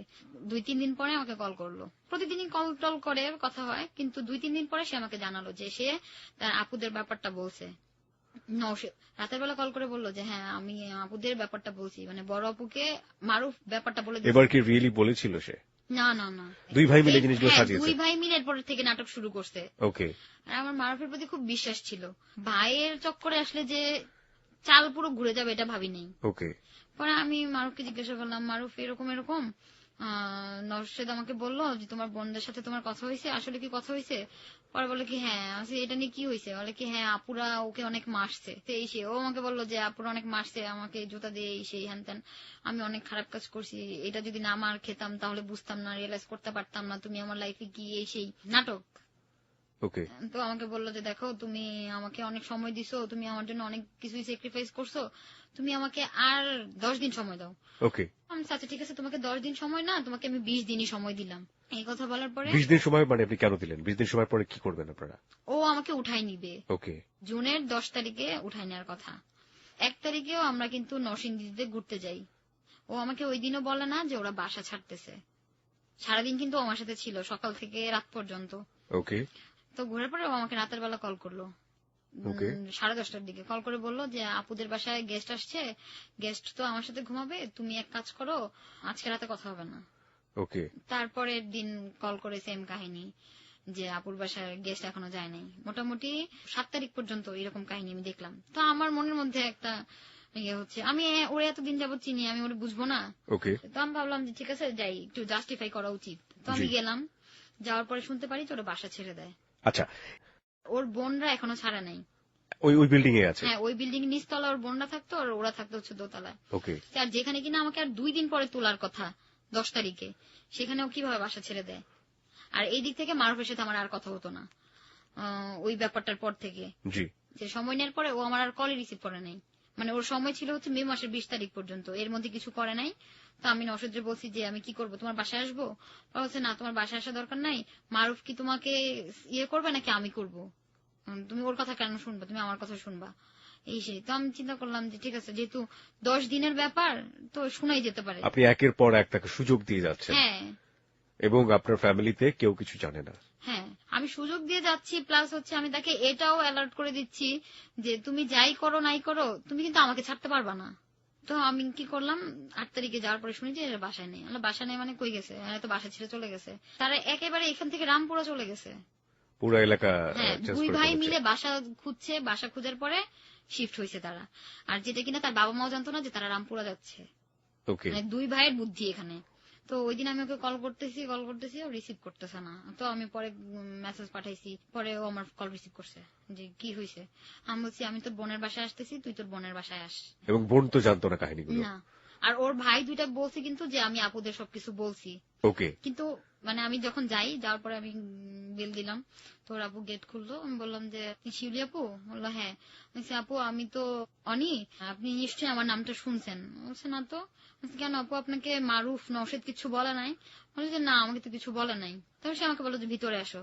তো আমি ভিতরে গেলাম, পরে আমি বললাম যে ঘটনা এই সেই হানতেন, আপনি আপনার ভাইকে ডাকান, আর তা নাহলে আমি আপনার বাসা থেকে যাবো না। আর তখন বাজে হচ্ছে রাত 10:30। ওকে। তো আমি ওকে অনেকবার কল করলাম, তখন আমাকে বললো যে এই তুমি বাসায় চলে যাও, আমি তোমার সাথে পরে কথা বলবো। তখন তো আরো রাগ। তার মানে হচ্ছে যে সময়ের পর সময় নিছে, সে কি বাসা ছাড়া শুধু একের পর এক মিথ্যা কথা বলে। পরে আমি বলছি আমি এখানে বসে থাকবো, নওশাদ তুমি তাড়াতাড়ি আসো। সে ফোনও রিসিভ করে না, কল দিতেছি তো দিতেছি। ওকে। রাত যেহেতু অনেক বেশি হয়ে গেছে, ওর দুলাভাইও আসছে। তো আসার পরে ওর দুলাভাই বললো যে মেয়েটা কে? পরে বললো যে দেখো কি বলতেছে। পরে আমি আপু আপনি বলেন না কেন যে কি বলতেছি আমি। পরে দুলাভাই আপনার সাথে কেউ ছিল না সেই সময়টাতে? না, আমি রাতের বেলা বাসা থেকে বের হয়ে গেছি একা। ওকে। ও এর আগে ওর দুলাভাই আমার সাথে খুব মিসবিহেভ করছে, ব্ল্যাকমেইল করতে আসছো এই সেই, মানে বিভিন্ন টাইপের কথাবার্তা বলছে। পরে আবার এই টাইপের সে কথা বলছে, ও থাক তুই বাসা থেকে বাইর হ, মানে আমি ওরে নিয়ে থাকবো। মানে ওর দুলাভাই এই কথা বলছে, মানে হচ্ছে ওর বোনরে বের হতে বলছে। ও ওনার ওয়াইফকে বলছে তুই বের হয়ে যা, আমি ওটা নিয়ে থাকবো। হ্যাঁ, এই কথা আপনাকে ভয় দেখানোর জন্য। তো আমি তো রীতিমতো এই কথা শুনে পুরো থয়ে গেছি, আল্লাহ এসব কি বলে এসে। আবার এমন সময় আমার বাসা থেকে অনেক কল দিচ্ছে, টেক্সট পাঠাচ্ছে। পরে একটা শেষ টেক্সট পাঠাইছে যে তুই বাসায় আস, তা না হলে আম্মা থানায় গেল। বাসা থেকে কে পাঠিয়েছে? আমার বড় বোন। ওকে, তারপর? টেক্সট দেখে ভয় পেয়ে গেছি, আল্লাহ আমার আম্মা যদি থানায় যায় তখন তো একেবারে পুরো এলাকা। পরে আমি বললাম যে ভাই আমি কি আপনার সাথে একটু কথা বলতে পারি? বলছে হ্যাঁ বসো। তো তার ওয়াইফকে সে সরাই দিল। পরে সে আমাকে বললো যে আমি তো জানি না যে নওশাদের সাথে তোমার কি হয়েছে না হয়েছে, খুব বেশি কিছু না হলে যে আসতা না এইটুকু বুঝি। ওকে। তারপর বললো যে ছেলে মানুষ, কনভিন্স করার চেষ্টা করো এই সেই। মানে আমার কথা হচ্ছে আমি বিয়ে করছি, আমি এখন কেন কনভিন্স করতে যাব? বিয়ের আগে মানুষ বিয়ে করার জন্য কনভিন্স করে। ওকে। তার কথা আমার ভালো লাগে নাই, যেটা সত্যি কথা। পরে আমি বাসায় এসে পড়ছি। বাসায় আসার পরে তো আমার মা আমার বোন মানে নোংরা ভাষায় কথা বলা। মানে আমি তখনও বলি নাই যে আমি নওশাদের বোনের বাসায় গেছি, আর ওই সময়ও জানে না যে নওশাদের সাথে আমার রিলেশন বা কিছু একটা। ওকে। ওকে, তারপর? তো 9 তারিখে আমি কি করলাম, সকালবেলা ঘুম থেকে উঠলাম, কলেজের নাম করে বের হয়ে গেলাম মতিঝিল যাওয়ার পরে 3 ঘন্টা দাঁড়ায় থেকে ওর অফিসের অ্যাড্রেস কালেক্ট করলাম। অ্যাড্রেস কালেক্ট করার জন্য তো কিছু ক্লু দরকার হয়, ক্লুগুলো কার কাছ থেকে নিয়েছিলেন? ওর আইডি কার্ড দেখছি, তখন দেখছি যে ওর অফিসের নাম। ওকে ওকে ওকে, হ্যাঁ, তারপর? তো আমি গেলাম, ও তো মতিঝিলে অফিস করে, বনানীতে না। তো এইভাবেই বনানীর নাম্বারটা পেয়ে গেছি, বনানীর অফিসের অ্যাড্রেসটা, কিন্তু মতিঝিলেটা পাইনি। আর ও কিনা মতিঝিলে জব করে। ওকে আর ওদের অফিসের অনেকগুলো হচ্ছে ব্রাঞ্চ। ওকে তো গেলাম ওর অফিসে, যাওয়ার পরে আমি বললাম যে নওশাদ আসছে। পরে বললো যে না, ও তো এখানে জব করে না, ও 1 তারিখে বাসা চেঞ্জ করছে, 1 তারিখ থেকে ও বনানীতে বসে। ওকে আমি এই কথা শুনে হয়েছে কি, তার মানে হচ্ছে সবকিছু সে প্ল্যান করে করছে। এখন ওকে কোথায় পাওয়া যাবে? তো বলছে না, এখন তো ক্যান্টনমেন্টে আছে, কাজ শেষ করে বাসায় চলে যাবে, আজকে আর অফিসে যাবে না। তার মানে আমি বাসা থেকে বাইরে হয়েছি ওকে ধরার জন্যই, ওকে যে এরকম এরকম আপনি ওকে প্লিজ কল করেন না, আমি যে ওকে ধরি এই সেই। তো কাকে কি কল করবে না? মানে হচ্ছে ওর অফিসের কলিগ, মতিঝিলের কলিগ। ও জেনে গেছে যে আপনি তাকে ধরতে আসতেছেন? হ্যাঁ, ও সে কল করে দিছে যে এমন এমন অনি আসছে এই সেই। তো ওর বললো কলিগ যে- কি জানতো যে আপনার সম্পর্কে, যে আপনি ওকে বিয়ে করেছেন বা ধরতে আসতেছে এরকম কিছু? হ্যাঁ, মানে একদিন আমি ওর অফিসে কল করছি, নওশাদ রিসিভ করে নাই প্রথমে, পরে একটা ভাইয়া ধরছে। পরে বললাম আমি নওশাদ কি অফিসে আসছে? বলে কি না। তার মানে আমার কল রিসিভ কেন করতেছে না? পরে বলছে আপনি কি? আমি ওর ওয়াইফ, এইটুকু বলছি। বলার পরে আমি বলছি কি, ও আচ্ছা, ভাইয়া বিয়ে করছে জানতাম না তো। আমি বলছি, ওর বাপ মাই জানেন, আপনি কিভাবে জানবেন? বলে আমি রেখে দিছি।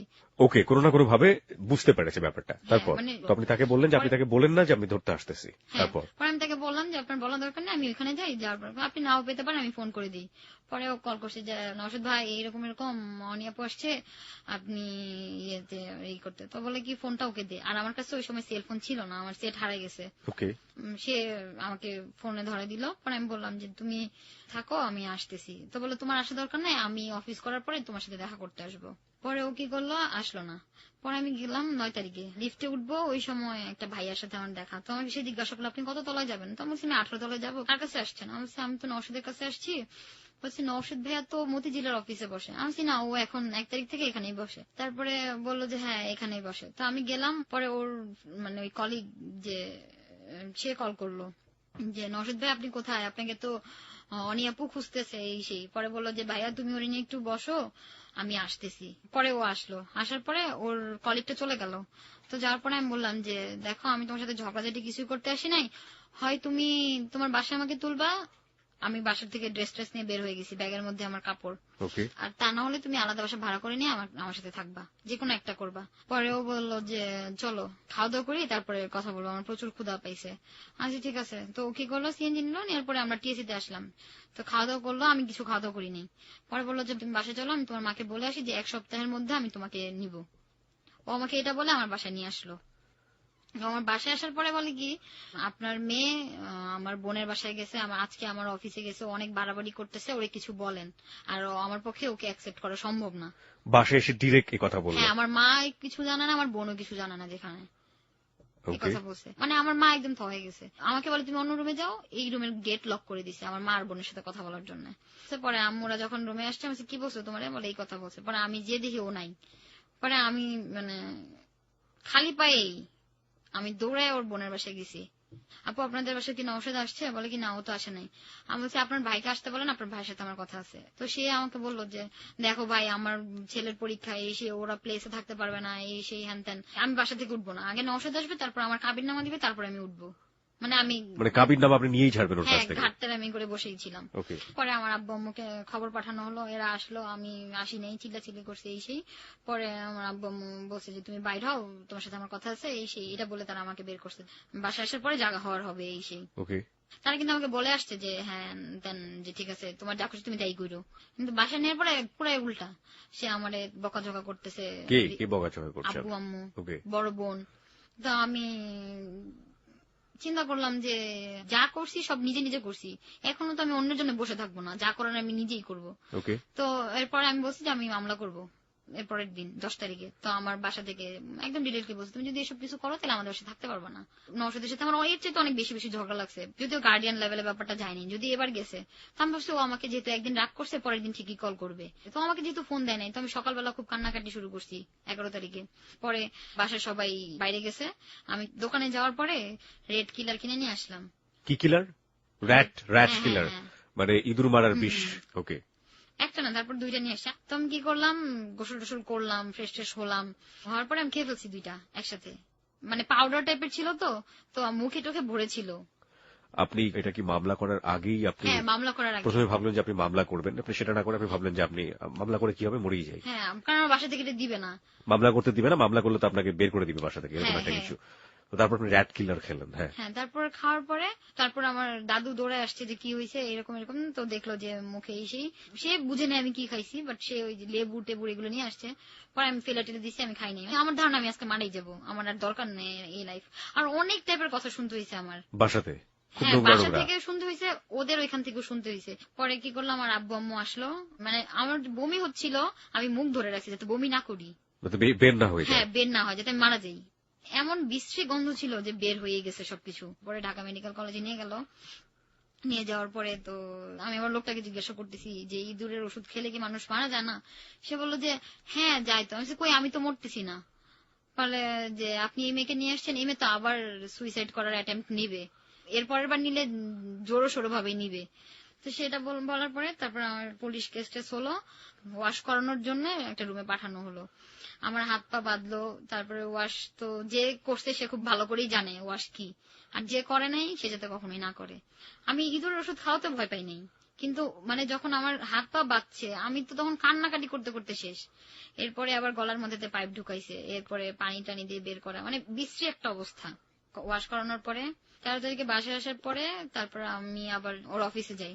ওর অফিসে যেয়ে বলি যে ভাইয়া আমার তো একটু নওশাদকে দরকার ছিল, এই সেই। বললো আপনি কে? তো আমি বললাম যে আমি নওশাদের ওয়াইফ, আমি ওর সাথে কথা বলতে চাচ্ছি। তো আমাকে সে বললো যে এভিডেন্স ছাড়া আমরা তো কারোর সাথে কথা বলবো না, আর ও তো আমাকে কোনো এভিডেন্স দেয়নি, তাহলে আমি কিভাবে এভিডেন্স দেখাবো?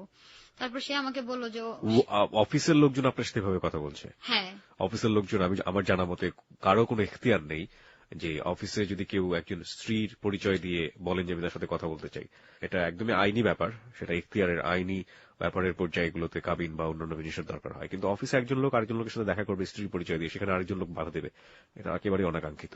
যাই হোক, আপনার ক্ষেত্রে এরকম সে ঘটেছে? আমাকে এটাই বলছে। আমি জাস্ট তাকে এইটুকু বলছি যে আপনি বলেন ওকে আমি কোথায় পাবো, জাস্ট Okay. এইটুকু বললেও হবে। ওকে, সে আমাকে তাও বলে নাই। তার মানে এগুলো সবকিছুই জানার জন্য ছিল এবং এগুলো প্রি প্ল্যান ছিল। হ্যাঁ, তারপর?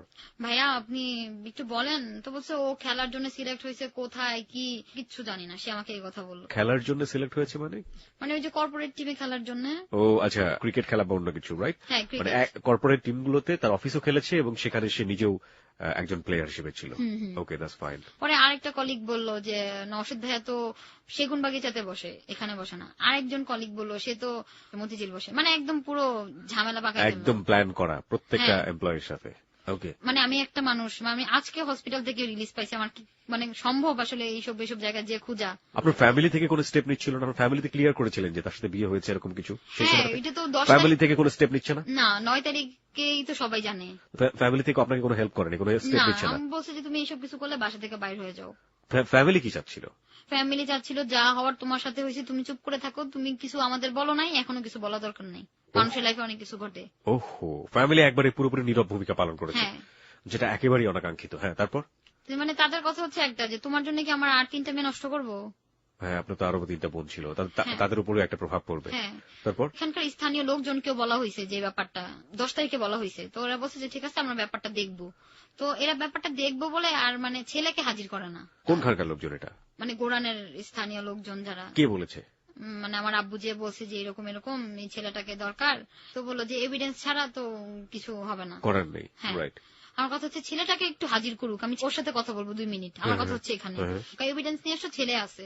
ওকে, আর ছেলে ওই এলাকাতে আসে কমিশনার বাসায়, এই সে আসার পরে বলে যে আমাকে চিনে না, জানা না, এই সে আমি নাকি ব্ল্যাকমেল করতেছি, এসব বলছে তাকে। ওকে, এগুলো আমি পরে জানতে পারি। আমি গেলাম ওর অফিসে, আমি তো ওকে পেলাম না। না পাওয়ার পরে আমি বাসায় ব্যাক করলাম। বাসায় ব্যাক করার পরে আমি চিন্তা ভাবনা করলাম না, ওর চিন্তা ভাবনা বাদ, আর ওর নিয়ে আর ভাবার দরকার নেই। ঠিক আছে, আমি আমার মতো থাকি।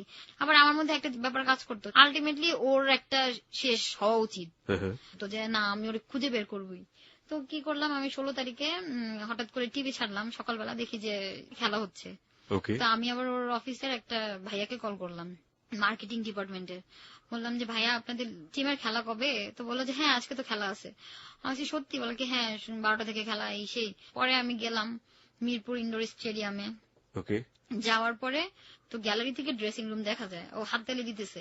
পরে আমি ড্রেসিং রুমে গেলাম, ড্রেসিং রুমে তো আমাদের ঢুকতে দিবে না। পরে আমি ভাইয়াকে বললাম, ভাইয়া দেখেন আমি ওকে সারপ্রাইজ দিতে আসছি, জাস্ট 1 মিনিট, আমি জাস্ট যাবো আর আসবো, একটু ভালো করে বলে যে কেউ কিন্তু শুনে। তো আমি বলাতে সে আমাকে ঢুকতে দিছি ভিতরে। ও কি আগে থেকে ক্রিকেট খেলতো? হ্যাঁ হ্যাঁ হ্যাঁ। এবং আপনি বিভিন্নভাবে কমিউনিকেট করে আপনি বের করেছেন যে ও এই টিমের মধ্যে আছে এবং ওকে এখানে গেলে পাওয়া যাবে। তারপরে তো ওই ড্রেসিং রুমে গেলাম, যাওয়ার পরে আমি তো টি শার্টের কলার ধরছি, এই তুই আমার লাইফ ফেল করে তুই খেলা দেখতেছিস, সেই হ্যান ত্যান, পুরা সব মানুষ তাকায় ছিল। পরে বলতেছে ছাড়ো আমি বের হচ্ছি। পরে ও ব্যাগটা কিচ্ছু নেয়নি, তো অনেক চিলাচিলি করছি রাস্তার মধ্যে, কিচ্ছু বলেনি, চুপ করে আছে। পরে কি করলাম, একটা ট্যাক্সি কাপ নিলাম, বলছি তোর বাসায় চল, তা না হলে তোর বোনের বাসায় চল, তুই করে কথা, আর কোন ভালো কথাই নেই। আচ্ছা আরেকটু মিসিং হয়ে গেছে। বলেন। মানে আমি এর আগে থানায় গেছিলাম যে ওর নামে মামলা করার জন্য, যে একটা জিডি টিডি করবো, তো সেই জিডি আমার নেওয়া হয় নাই। পরে বললো যে ছেলে কোথায় আছে তুমি সেটা বলবা আমাকে, তারপরে আমরা তোমার সাথে পুলিশ পাঠাই দিব, তারপর তুমি নিয়ে আসবা। তো আমি বললাম যে ও কোথায় আছে এটা জানলে তো আমার আর এখানে আসা দরকার নেই, এটা তো বলা যায় না। তো মনে মনে ভাবলাম তো ঠিক আছে আমি আমারটাই বাই করি, হেল্প পেলাম না। তারপর ট্যাক্সি কাপে উঠলাম, ট্যাক্সি কাপের মধ্যে তো আমাকে এমন মার, আমাকেও মার, আমি ওর টি শার্ট ধরে রাখছি, ওরা আমাকে থাপড়াইতেছে। ট্যাক্সিকা বলা কি করছিল? ড্রাইভার বলা, হ্যাঁ সে গাড়ি চালাচ্ছে, সে এই সব কাহিনী দেখে সে বলে আমি আপনাদের আর নিব না, আপনারা আমার ভাড়া দিয়ে নাইমা যান, আমার কাছে তো ভাড়া নাই এই মুহূর্তে, আপনি বাসার সামনে পর্যন্ত নিয়ে গেলে আমি আপনাকে ডাবল ভাড়া দিব, সমস্যা নাই। পরে বলতেছে না আপনাদের কাছে যত ভাড়া আছে ততই দেন, আপনাদের নিব না। পরে আমি বললাম এই ভাড়া দে, ওরা আমি বললাম, সব বলে আমার কাছে 20 টাকা আছে, টাকা নেই। পরে আমি কি করবো, আমি 100 টাকা নোট দিছি ওই লোকটাকে, যে আমি আপনি আমাকে একটা সিএনজি ঠিক করে দেন, তা নাহলে আপনার এইটা দিয়ে বসে থাকবো, কিন্তু সে সিএনজি ঠিক করে দিবে না, সে আমাদেরও নিবে না। গেট খোলার পরে আমি কি করলাম, সিএনজি ওলাকে ডাক দিলাম, তো সিএনজিতে উঠলাম, সিএনজিতে উঠার পরেও মারপিট। তারপর কল করতেছে ওকে কল করতেছে, ভাই আমারে ওই মেয়ে অফিস থেকে এসে নিয়ে গেছে, এই সেই। তো ওর আবার ওই ভাই বলতেছে যে বাইর হওয়ার চেষ্টা কর, তো ও তো বাইর হইতে পারবে না, দরকার হলে আমি মাইট খাবো, আমি তারপর ওরে ছাড়বো না। আমার সেট কোথায়, আমার ব্যাগ কোথায়, আমি কিচ্ছু জানি না, মানে আমার চুল কি অবস্থা আমি নিজে জানি না। পরে একটা সময় ও মানে গাড়ি থেকে একেবারে বের হয়ে গেছিল, পরে আমি আবার ওর টান দিয়ে ধরে রাখছি যে ভিতরে ঢুক। পরে ও আবার ভিতরে ঢুকছে, ভিতরে ঢোকার পরে সিএনজি ওয়ালা লোকটাকে খুব গালিগালাজ করতেছিল, এই তুই গাড়ি থামা, এই সেই। আর লোকজন ধরে না আমার বলে কি আমি নাকি মহিলা ছিনতাইকারী। ওকে। তো আমাকে জিজ্ঞেস করতেছে আপু কি হয়েছে, আমি বলছি ভাইয়া ও আমার টিচার ছিল, আমাকে পড়াইছে, বিয়ে করে পালাই গেছে, এই সে, আমি ওর অফিস থেকে ধরে নিয়ে আসছি, এখনো আমারে চিনে না। জায়গায় জায়গায় এরকম বলতে হইতেছে, আর আমি তো চিল্লাইতেছি, ও চিল্লাইতেছে, ভাই আমারে মারা ফেলবে, আমারে তো মারতেছে, ও গাড়ি ছাড়তেছে মারতেছে, আর গাড়ি যখন অফ করতেছে তখন ও বলতেছে যে মেয়ে ছিনতাইকারী এই সেই হ্যান ত্যান, চিল্লাচ্ছে ভাবে লোকজন জড়ো করার জন্য।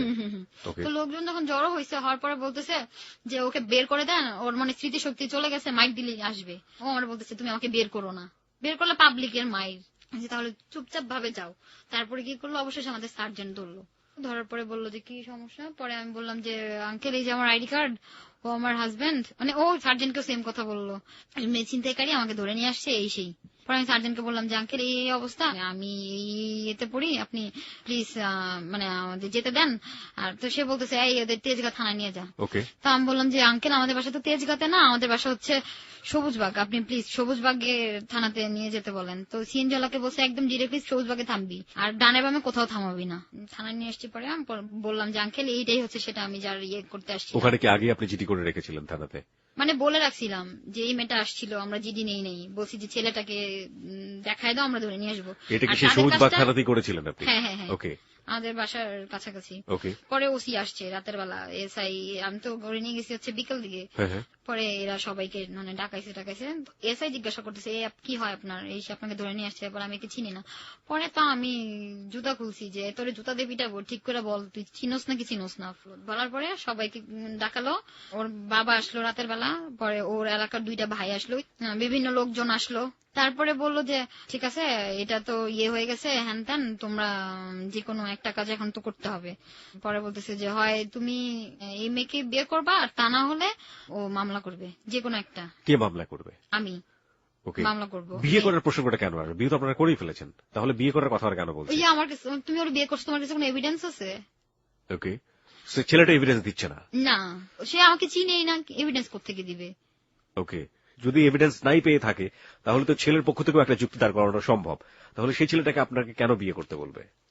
কেন বিয়ে করতে বলবে? আমার কাছে রেকর্ডিংস ছিল, তারপরে ওকে আনার পরে ও বলছে আমাকে চিনে না। আর যদি সেই রেকর্ডিং গুলো কি আপনার কাছে এখনো আছে? হ্যাঁ আছে। প্রিয় শ্রোতা, আমরা এই পার্টে ও যে রেকর্ডিং গুলোকে থানায় শুনিয়েছে, লোকজনের কাছে শুনিয়েছে, শোনানোর পরে যাকে ও বিয়ে করেছিল ওর কথা মতো, সেই নওশাদকে লোকজন বলছে যে বিয়ে করো অথবা তোমার নামে মামলা হবে। সেই রেকর্ডিং এর কিছু অংশ আমরা শুনবো। এই পার্টটি ডিল করছে শাকিল। ধন্যবাদ কিবরিয়া। অনির কাছ থেকে যে রেকর্ড করা অডিও ক্লিপগুলো পেয়েছি তার মধ্যে একটি হলো যখন অনি নওশেদকে তাদের বিয়ের কথা বলতো তখনই নওশেদ তা এড়িয়ে যেত। তার মানে ওই জায়গার প্রত্যেকটা পার্সনই জানতো যেটা ফেক বিয়ে, খালি আমিই জানতাম না। ফাওয়ালা সামনাসামনি আসলে বললাম। তুমি কি বললা তোমার কলেজের ফ্রেন্ড ওই দিনটা? ভাই মাস্ট ওই টপিকটা নিয়ে না কথা না কইলে এমন হয় না। তুমি এত ভাবে আমার কেন ধোকা দিলা বলো? আমি তো তোমার সাথে কোনো প্রতারণা করি নাই, মিথ্যা কিছু করি নাই। শুধু একটা জিনিসই তোমার কাছ থেকে চাইছি, যে আমাদের সম্পর্কের একটা নাম। বড় ফার্স্ট ইয়ারে এমনই এত নাম দিয়ে কি করো? এই চাই তুমি তো বড়। আমি চাই না আমি যেন এরকম বেকুবি থাকি আর তুমি যেন আমার সাথে এরকমই করে দিতে পারো। না আর এরকম করবো না, শিওর। ভালো হয়ে যাবা? না ভালো তো হবো না, খারাপ না হলে যে এত খারাপ কাজ করতাম। নওশেদ নিজেই স্বীকার করেছে তার দোষ। এরপর সে অনিকে বলল, ভালো একটা ছেলের সাথে সম্পর্ক করো, জীবনটা অনেক সুন্দর। তুমি কি আমার জন্য কিছু রাখছো? এটা মানে কি শেষ? যা হয়েছে এটা মানে কি জীবন শেষ? হ্যাঁ জীবন শেষ। সুখী হবো না আমার সাথে? আমার না সুখ দরকার না, আমার না শুধু তোমারই দরকার। তাও তো পাইবো না, কোনোটাই পাইবো না। তোমাকেও পাবো না? না। কেন পাবা না বললাম। কেন পাবো না? এতদিন তাহলে কি করছো? মিথ্যা কথা বলছি। নওশেদ অনিকে মিথ্যে বলেছে। সে এও বলেছে এই বিয়ের ভিত্তি নাই, যা ধরা পড়ে তাদের এই কথোপকথনে। তুমি কিন্তু কবুল বলে বিয়ে করছো, ঠিক আছে? আমি জানি না, তুমি জানো, এটা তুমি বেশি জানো, বুঝলি? আমি বেশি জানি কিভাবে? তুমি কবুল বলে বিয়ে করো নাই? না। তুমি কবুল বলো নাই? না। তুমি মিথ্যাবাদী। তুমি রেজিস্ট্রি খাতাতে সিগনেচার করো নাই? উফ আল্লাহ, যেটার কোনো এক্সিস্টেন্স নেই সেটা নিয়ে কথা বলি। এক্সিস্টেন্স মানে কি? অস্তিত্ব, যেটা ঠিক ছিলই না সেটা কি হবে? কি ঠিক ছিল না এটা তোমার কাছে আমি জানতে চাইনি। তুমি কবুল বলছো কিনা আমি এটা জানতে চাচ্ছি। বলছো? ভাই সকালে অফিসে দেবো। এভাবেই কাজের দোহাই দিয়ে নওশেদ অনিকে এড়িয়ে যায়। কিন্তু এক সময় নওশেদের কাছ থেকে জানা যায় এই বিয়ে সে কেন করেছিল। একদম সত্য কথা হচ্ছে, এটা ফেক ছিল। আচ্ছা শোনো, পরের দিন আমার করাইতে হবে, ওটা না হইলে তুমি আমার করাবো না, বাধ্য হয়ে আমি করছি। তুমি 3টা জান নষ্ট করছো, একটা না। যে মানুষ সেই রকম কাজ জীবনেও করতে পারে না। আমি তো জানো আর দিলে অনির কারণে নওশেদ কিছুটা অপমানিত হয়েছে। যদি এরকম হয় আমার নাকও কাটবা আবার আমিও তোমার নিয়ে এই চিন্তা করলে ভুল করবা।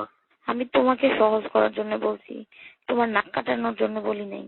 তোমারে কি বলবো আমি? কি বলবো আর কিছু বলার রাখছো? আর তুমি যদি আমারে ভালো থাকতে না দাও আমি তোমার ভালো থাকতে দিব? না, কখনই না। তুমি আমার সাথে প্রত্যেকটা কাজ করছো কি বলো? যদি এরকম হয় এটাও জানি দেখবো যে আমারও তুমি সারা জীবনও পাইবো না। একবার তো বলছি তোমারে না পাইলে তোমারও কারো সারা জীবনের জন্য পাইতে দিব না, শোনো নাই? নওশেদ অনিকে চায় না, কিন্তু অনি তাকে ছাড়বে না। এই অসমাপ্ত কথাবার্তার বাকি অংশ জানতে আবারও চলে যাচ্ছে কিবরিয়া ও অনির কাছে। কিবরিয়া, আমরা রেকর্ডিংটা শুনলাম, ঠিক আছে, হ্যাঁ, তারপর তারা বললো যে কোনো একটা করো। ও একটাই বললো যে না আমি বিয়ে করতে পারবো না, বিয়ে ছাড়া যে কোনো সমাধান। ছেলে বলতেছে? হ্যাঁ ছেলেই কথা বললো। ওকে। ওর বাবা এই বললো যে আচ্ছা ঠিক আছে আমরা বাসায় চিন্তা ভাবনা করি, কালকে ব্যাপারটা নিয়ে আবার বসা যাবে। তো এর পরের দিন আসছে, ছেলে তো বিয়ে করবে না। আর আমার কথা হচ্ছে আমি আমার হাজবেন্ডের ভাত খাবো, তা না হলে ও জেলের ভাত খাবে। ওকে বাসায় চলে গিয়েছিল তারপরে থানা থেকে? না লকাবে। ওকে থানাতে লকাবে রেখে দিয়েছে। আপনি? আমি বাসায়। ওকে, তারপর? পরে আমি বাসায় চলে গেছি রাতের বেলা, আর যেহেতু কোনো ডিসিশনে আসা যায় নাই, বলছে পরের দিন বসবে। তো পরের দিন বিকাল বেলা থানা থেকে লোক গেল আমাকে বাসা থেকে নিয়ে আসার জন্য। আমি আসলাম, আর মানে আমাদের এলাকায় পুরো ছড়াই পড়ছে যে আমাকে পুলিশ ধরে নিয়ে গেছে। ওকে। মানে এই ব্যাপারগুলো তো বুঝেন কেমন হতে পারে। পরে গেলাম, পরে আমি বললাম যে এরকম এরকম, আর আমার বাসা থেকে অনেক মারধর করা হয়েছে যে মামলা টামলা এসব কিছুর মধ্যে যাওয়া দরকার নাই, সবাই যা বলে তাই শুনো। সবাই বলতেছে যে মামলা করা দরকার নাই, ছেলে তোমাকে বিয়ে করবে না, এছাড়া তুমি কিভাবে সমাধান চাও? এছাড়া কি আপনার কাছে মনে হয় যে কোনো সমাধান আছে? আমার কাছে আমি আসলে সমাধান দেখে যেতে চাই না, আমি শুধু শুনতে চাই আপনার কাছ থেকে। আমি তো দেখিনি এছাড়া কোনো সমাধান আছে। এরপরের দিনও কথাবার্তা হলো সমাধান নিয়ে। 2 দিন সময় দিছে আমাদের যে এখানকার মানে ওসি সাহেব। ওকে, মানে ওরা কোনো ডিসিশনে আসতে পারেনি, মানে টোটালি ডিসিশন হচ্ছে ওদের কাছে যে ওরা কি করবে। ওকে, তো ও বললো যে না আমি বিয়ে করতে পারবো না, ওরে বিয়ে করে কি আমি আমার লাইফ ফেল করবো নাকি, এই করবো নাকি সেই করবো নাকি, হ্যান ত্যান এসব বললো। হ্যাঁ, এইসব তো চিন্তা করার কথা ছিল ওরা অনেক আগে, আজকের দিনে এসে তো চিন্তা করার দরকার ছিল না। রাইট। এসব বলার পরে আমি তারপর বললাম যে ঠিক আছে আমি আমার রাইট চাচ্ছি, আমি আর কিছু চাচ্ছি না, সংসার করবো না করবো এটা তো পরের হিসাব, আগে আমি আমার কাবিননামা যাচ্ছি তারপর তোর সাথে আমার কথা হবে, এর আগে কোনো কথা নাই। তারপরে আমাদের বললো যে ঠিক আছে আমরা তো হয়তো ওদের ধরে বেঁধে সংসার করে দিতে পারি, বাট সংসার টিকবে কিনা এটাই তো হচ্ছে বড় কথা, যে ওদের এক্সট্রা ভাবে কথা বলতে দাও। তো আমাদের আধা ঘন্টা কথা বলতে দেওয়া হলো, তো ও কিছু বলা নাই, ওর হাতে হ্যান্ডকাফ, আমি বসা সামনে, ও আমার সামনে বসা। পরে আমি বললাম যে তুই আমাকে মানে এখন চিনতেছিস না তাই না, আর ইয়ার সময় ঠিকই চিনছিস, আমার বাসার সামনে ভাবিদের বাসায় মানে তোর ফ্রেন্ডদের বাসায় তখন খুব ভালোভাবে চিনছিস। ও কোনো কথা বলে নাই, হাসতেছে, তার সেই হাসিটা এখনো যায় নাই, মানে একদম শুরু থেকে যে হাসিটা। ও আমাকে বললো যার সাথে সারা জীবন থাকবা তাকে তুই তুই করে বলো, তুমি আমার সাথে থাকতে চাও আর আমার গালিগালাজ করো, তুমি তোমার কি করবে? হ্যাঁ, তারপর আবার পুলিশ এসে পড়ছে সাথে। আমি বলছি হ্যাঁ বলো কি করবা তুমি এখন, তুমি তো এটাই চাও বিয়ে করতে, আচ্ছা ঠিক আছে বিয়ে করবো, আমার এই কথা বললো। পরে আমি বললাম ঠিক আছে তুমি বিয়ে করবা, এটা তো কোনো সমস্যা না, সমস্যা হচ্ছে যে তুমি যেসব অকারেন্স গুলো করছো এগুলো তোমার বলতে হবে। ও বললো কি যে না তোমার তো বিয়ে করলেই হয়, আমি তো এগুলো বলেই ফেলছি, এগুলো আর বলা দরকার নেই। আমাকে এই কথা বললো। আমার তুমি যদি এগুলো বলো তার মানে হচ্ছে আমি তোমার জন্য সারা জীবন ভালো থাকবো, আর যদি না বলো তাহলে আমি ভালো থাকবো না কিন্তু। পরে ও বললো কি যে আচ্ছা ঠিক আছে, মানে ও আমাকে বলে নিয়ে আসলো ওইগুলো সব বলবে আর হচ্ছে বিয়ে করবে। ওই রুম থেকে আসার পরে বলতেছে কি যে না আমি তো বিয়ে করবো না। আমি তুমি না আমি একটু আগে বললা যে বিয়ে করবা। পরে আমি বললাম যে এটাও কি রেকর্ডিং করা দরকার ছিল? তো সবাই তখন বললো যে ও কি সত্যি বললো, বলে কি হ্যাঁ ও সত্যি বলছে, যে ও যেটা বলছে আমি যেটা বলছি সেটা সত্যি। ওকে, বাট ও আমাকে একটা বলে নিয়ে আসছে, আয়সা বললো আরেকটা। পরে এটা নিয়েই 2 দিন গেল, এদিক সেদিক হলো। পরে আমি 18 তারিখে আমাকে যখন পুলিশ ধরে নিয়ে আসলো, আমার বাসা থেকে কিছু করতে দিবে না। পরে আমি ডিসিশন নিলাম যে না আমি আসলে মামলাই করব। তো মামলা দেওয়া হলো ওর নামে। কত সালের কত তারিখে মামলা দিলেন? 18 তারিখে। 2013 সালের? হ্যাঁ 2013 কোন সালের মাসে? জুনের 18 তারিখে। জুনের 18 তারিখে, মানে এই যে মাত্র কিছুদিন আগের ঘটনা এটা। এখন হচ্ছে সে আসামি without any proof. Without any proof সে কিভাবে আসামি হয়? প্রুফ ইন এ সেন্স আপনার রেকর্ডিং বা এসব কথাবার্তা। এখন আলটিমেটলি রেজাল্ট কি, সে কি চাচ্ছে? সে কি চাচ্ছে মানে আমি তো একদিন থানায় ছিলাম 18 তারিখে, যেহেতু আমি থানায় গেছি, আমি যেহেতু আমাকে মেডিকেল টেস্টের জন্য বা মেডিকেল চেক আপ যেটাই হোক, যে আপনি অ্যাবোর্ট করেছেন কিনা বা আপনার সাথে শারীরিক সম্পর্ক আদৌ হয়েছিল ছিল সেগুলো কিনা। প্রুফ, এগুলো প্রুফ তো অটোমেটিক্যালি হয়ে যাওয়ার কথা, ইটস ন্যাচারাল। ওকে, তারপর হচ্ছে আমাকে 18 তারিখে মানে আমি মামলা করি, মামলা করার পরে আমি থানায় থাকি, জানি যে আমার বাসায় গেলে আমাকে ওই মামলা করতে দিবে না। তো আমি ওইখানেই থাকি, থাকার পরে আমার মা আমাকে অনেক মারধর করে, আমার বাবাও এসে মারধর করে। আমি আর উঠি না এখান থেকে, আমি এখানে বসছি তো বসছি। থানাতে আপনি মামলা করেই যাবেন? হ্যাঁ আমি করে যাবো। মানে আপনার ফ্যামিলি চাচ্ছিল না যে আপনি মামলা করেন? কিছুই যাচ্ছিল না, তুমি একা একা সব ঘটাইছো, তুমি একা একা চুপ করে বসে থাকো, কাউরে কিছু বলার। এবং আপনি থানাতে একা বসে থেকে মামলা করেছেন, ওর ফ্যামিলি কি চাচ্ছিল? ছেলে বিয়ে করবে, 2 লাখ টাকা কাবিন করবে, করার পরে সাথে সাথে সে ডিভোর্স দিয়ে দিবে। 2 লাখ টাকা কাবিন করে সঙ্গে সঙ্গে সে ডিভোর্স দিয়ে দিবে এবং এই 2 লাখ টাকা আপনাকে দিয়ে দিবে? হ্যাঁ, মানে ফার্স্ট টাইম মিউচুয়ালের ব্যাপারটা আসছে হচ্ছে 5 লাখ টাকা, যে প্রথম দিন। পরের দিন আসছে হচ্ছে হ্যাঁ ঠিক আছে বিয়ে করবে, 2 লাখ টাকার কাবিনে আবার সাথে সাথে ডিভোর্স দিয়ে দিবে। ওকে, এটা আসলে কোন আইনে পড়ে আমি আসলে জানি না। তো আপনার চাওয়াটা কি এখন? আমার চাওয়াটা হচ্ছে কি ও যা করার সবকিছু করেই ফেলছে তাই না, তো হচ্ছে আমি আসলে চাচ্ছি যে ওর তো আসলে 9-1 ধারার মামলা দেওয়া হয়েছে, তো ওই ধারাতে যেই শাস্তিটা মানে মানুষ পায় ওই শাস্তিটাই যাতে ও পায়। কি শাস্তি এটার কি শাস্তি সেটা তো আমি জানি না, কিন্তু 9-1 যেই শাস্তিটা আছে সেটাই ও পাক। আপনি কি নারী নির্যাতন কেসে মামলা করেছেন? শিশু ও নারী নির্যাতন। ওকে, ও যদি আপনাকে এখন স্ত্রীর মর্যাদা দিয়ে বিয়ে করে, সবকিছু ভুলে ঠুলে মাফ চেয়ে যদি বলে যে না চলো let's make a good family, আপনি কি বিশ্বাস করে সেটা শুরু করবেন? না, কখনোই না। এদের মতো ছেলেদের শাস্তি পাওয়া উচিত। এই যে পুরো ঘটনাটা আপনি বললেন, হ্যাঁ, এখানে একটা জায়গা আপনার প্রশংসা করার মতো, সেটা আমি পরে বলছি। আর পুরো জায়গার মধ্যে আপনি কি আপনার নিজের কোনো ভুল খুঁজে পান একদম শুরু থেকে শেষ পর্যন্ত পুরো এই যে জীবনে? হ্যাঁ, অবশ্যই ভুল খুঁজে পাই। যে ও কোনটা? আমাকে যা বলতো আমি তাই অন্ধের মতো বিশ্বাস করতাম। শুধু ওর প্রসঙ্গে কেন আসবে? আপনি যে ধরনের সম্পর্ক গিয়েছেন ফোনে একটা ছেলের সাথে আপনি সম্পর্ক করছেন, সেটা যে কোনো ধরনের সম্পর্কই হোক না কেন, আপনার কাছে মনে হয় না যে এই ফোনের ব্যাপারটাও আপনার কাছে একটা চরম ভুল? হ্যাঁ, সেই রকম তো আসলে ভুল না হলে তো আর এত বড় ভুল হতো না, তাই না? ভুল তো ডেফিনেটলি কিছু না কিছু আপনি তো ছিল। বলেছেন যে রাতের পর রাত ফোনে আপনি ছেলেদের সাথে গল্প করতেন বা হোয়াট এভার ইট ইজ, আপনি গল্প করতে ভালোবাসতেন। আপনার মতো অনেক মেয়েরাই করে এটা, বা অনেক ছেলেরাও এটা করে। এখান থেকে ভুলের জন্ম হওয়াটা অস্বাভাবিক তো কোনো কিছু না, কারণ একটা মানুষকে আমরা চিনছি না, জানছি না, শুধুমাত্র ভোকাল শুনে, শুধুমাত্র কথাবার্তা বলে তার প্রতি যথেষ্ট রকমের একটা এফেকশন বা একটা ভালোবাসার রূপ নিচ্ছে খুব দ্রুত। এই ব্যাপারটাকে কি আপনি ভুল মনে করেন? আপনার জায়গা থেকে আপনি যেটা মনে করেন, আমার সেটা স্বীকার করতে কোনো আসলে সমস্যা প্রেম নেই। ভালোবাসা তো বিশ্বাস দিয়ে হয়, তাই না? ভুল বা ঠিক সেটা তো পরের ব্যাপার, আগে তো বিশ্বাস থাকতে হবে। জি। আর যেটা কিনা ওর প্রতি আমার অনেক বেশি ছিল। কিন্তু আর আমার কথা হচ্ছে অগাধ ভুল বিশ্বাস হওয়ার ছিল। সম্ভাবনাটা। একটা হচ্ছে যে ফোনে একটা ছেলেকে আপনি বিশ্বাস করছেন, সেটা যতটা অথেন্টিক হতে পারে, এই অথেন্টিক হওয়ার ব্যাপারটা কি আসলে মানে মনে হয় না যে এটা এক ধরনের অনেক বড় একটা ভার্চুয়াল জগৎ, এখানে ভুল হওয়ার সম্ভাবনাটা অনেক বেশি ফোনের ব্যাপারটাতে? আপনার কি এখনো মনে হয় সেটা? না, আমার আসলে এরকম কিছু মনে হয় না। আপনার কাছে মনে হয় না যে ফোনের ব্যাপারটা আসলে ভুল হতে পারে বা এরকম কোনো কিছু? কারণ আমি তো কিছু মিথ্যা বলি নাই, তাহলে আমার কেন ভুল মনে হবে? যা করার তো ও করছে। না, আমি ওর কাছে ফ্রি ছিলাম, ফ্র্যাঙ্ক ছিলাম একেবারে। আমি জগৎটা বোঝানোর চেষ্টা করি। আপনার জায়গা থেকে আপনি ওকে আছেন, কোনো সমস্যা নাই। আপনি বোঝার চেষ্টা করেন। মেসেজ কিন্তু দুইটা এখানে। আমি আপনাকে যেটা ক্লিয়ারলি বলতে চাচ্ছি, প্রথম কথা হচ্ছে যে ফোনের জায়গাটাতে ভুল হওয়ার সম্ভাবনাটা বেশি কিনা। একটা মানুষকে আপনি চিনলেন, পাশাপাশি থাকে সে আপনার, সেই মানুষটাকে আপনি ছোটবেলা থেকে বড় হতে দেখছেন, তার সে আপনার চোখের সামনে বড় হচ্ছে, সেই মানুষের সাথে একটা ইন্টিমেসি তৈরি হওয়াটা, সেটা যেমন একটা ব্যাপার। আর একটা ব্যাপার হচ্ছে ফোনের জায়গাটা, ওপারে কে আছে না আছে, কি বলছে না বলছে, সেখানের ব্যাপারটা বিশ্বাস করাটা কি আপনার কিছু মনে হয় না যে ফোনের ব্যাপারটা বেশি ভুল হতে পারে, ভুল হওয়ার সম্ভাবনাটা বেশি? হয়তো বা হতে পারে। আপনি এখনো বিশ্বাস করেন যে ফোনে একজন ভালো মানুষকে পাওয়া সম্ভব?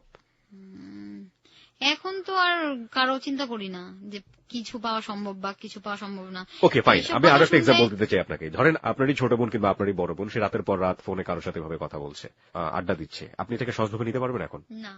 That was my point basically, যে এই যে ফোনের রাতের পর রাত কথা বলছেন, মজা করছেন, সেখান থেকে একটা ভুল হওয়ার সম্ভাবনাটা অনেক বেশি। আমি আসলে এটা বলতে চাচ্ছিলাম, সেটা আপনি বিশ্বাস করেন কিনা? হ্যাঁ, অবশ্যই। Okay, fine. Come to the another point, যে আপনার এই গল্পের মধ্যে একটা ক্রেজিয়েস্ট পার্ট আছে। ক্রেজিয়েস্ট পার্টটা হচ্ছে আমাদের সমাজে মেয়েরা এরকম ভাবে নির্যাতিত হলে বা ভুলের শিকার হলে, পরিবারের চাপে হোক, নিজের সম্মানের কথা বিবেচনা করে হোক, এই ব্যাপারগুলোকে চেপে যায়।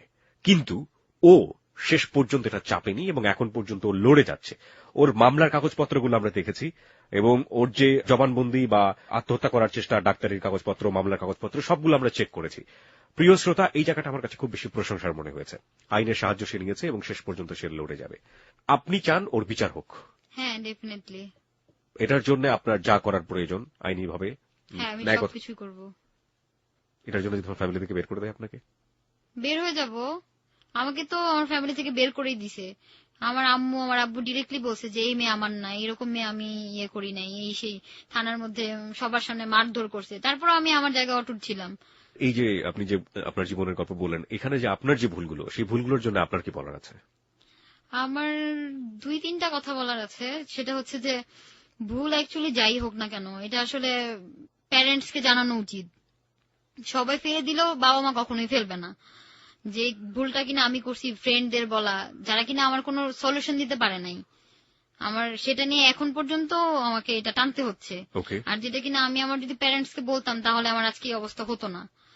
আর সুযোগ অনেক মানুষই করে দিবে, বাট সময় অনুযায়ী তাদের পাওয়া যাবে না। ওকে, যেমন আমার ফ্রেন্ড বা ওদের ফ্রেন্ড আমাদের বিভিন্ন ভাবে সুযোগ করে দিছে। যখন উইটনেসের ব্যাপারটা আসছে তখন কিন্তু তারা এখানে ছিল না। এক্স্যাক্টলি। লাস্ট কোয়েশ্চেন আপনার জন্য, হ্যালো 8920 তে আপনি কেন আসলেন?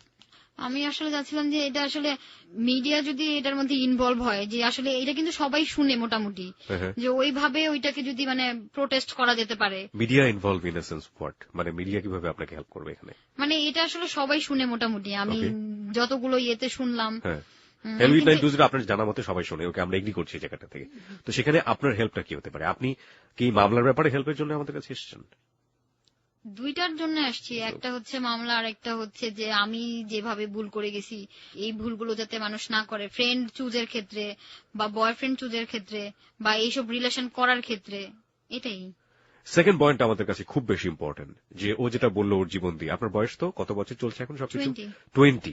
20 বছরের একটা মেয়ে তার জীবনের যে ভুলগুলো, আমরা বিশ্বাস করি এখানে 18, 16 বছর, 17 বছরের অনেক মেয়ে বন্ধুই আজকে আমাদের হ্যালো 920 শুনেছেন।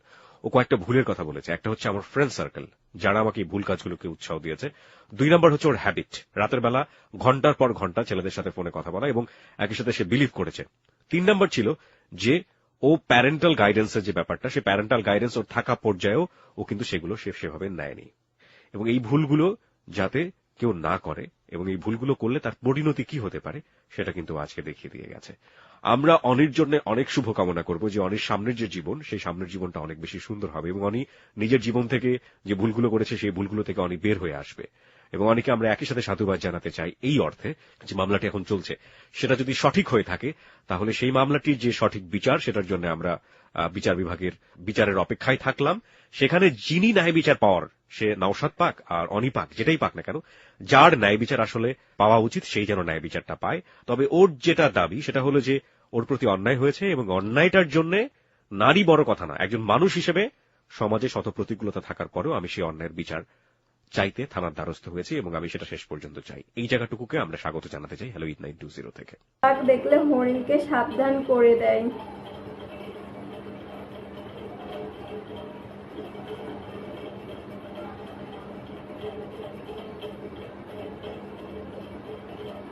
অমির ইচ্ছা করছিল সুন্দরবনের মাটিতে নামতে। মাটিতে নেমে দেখলো বাঘের পায়ের ছাপ। বনে ঢুকে দেখা হলো মোয়ালদের সাথে। তারা মধুর চাক কাটেন।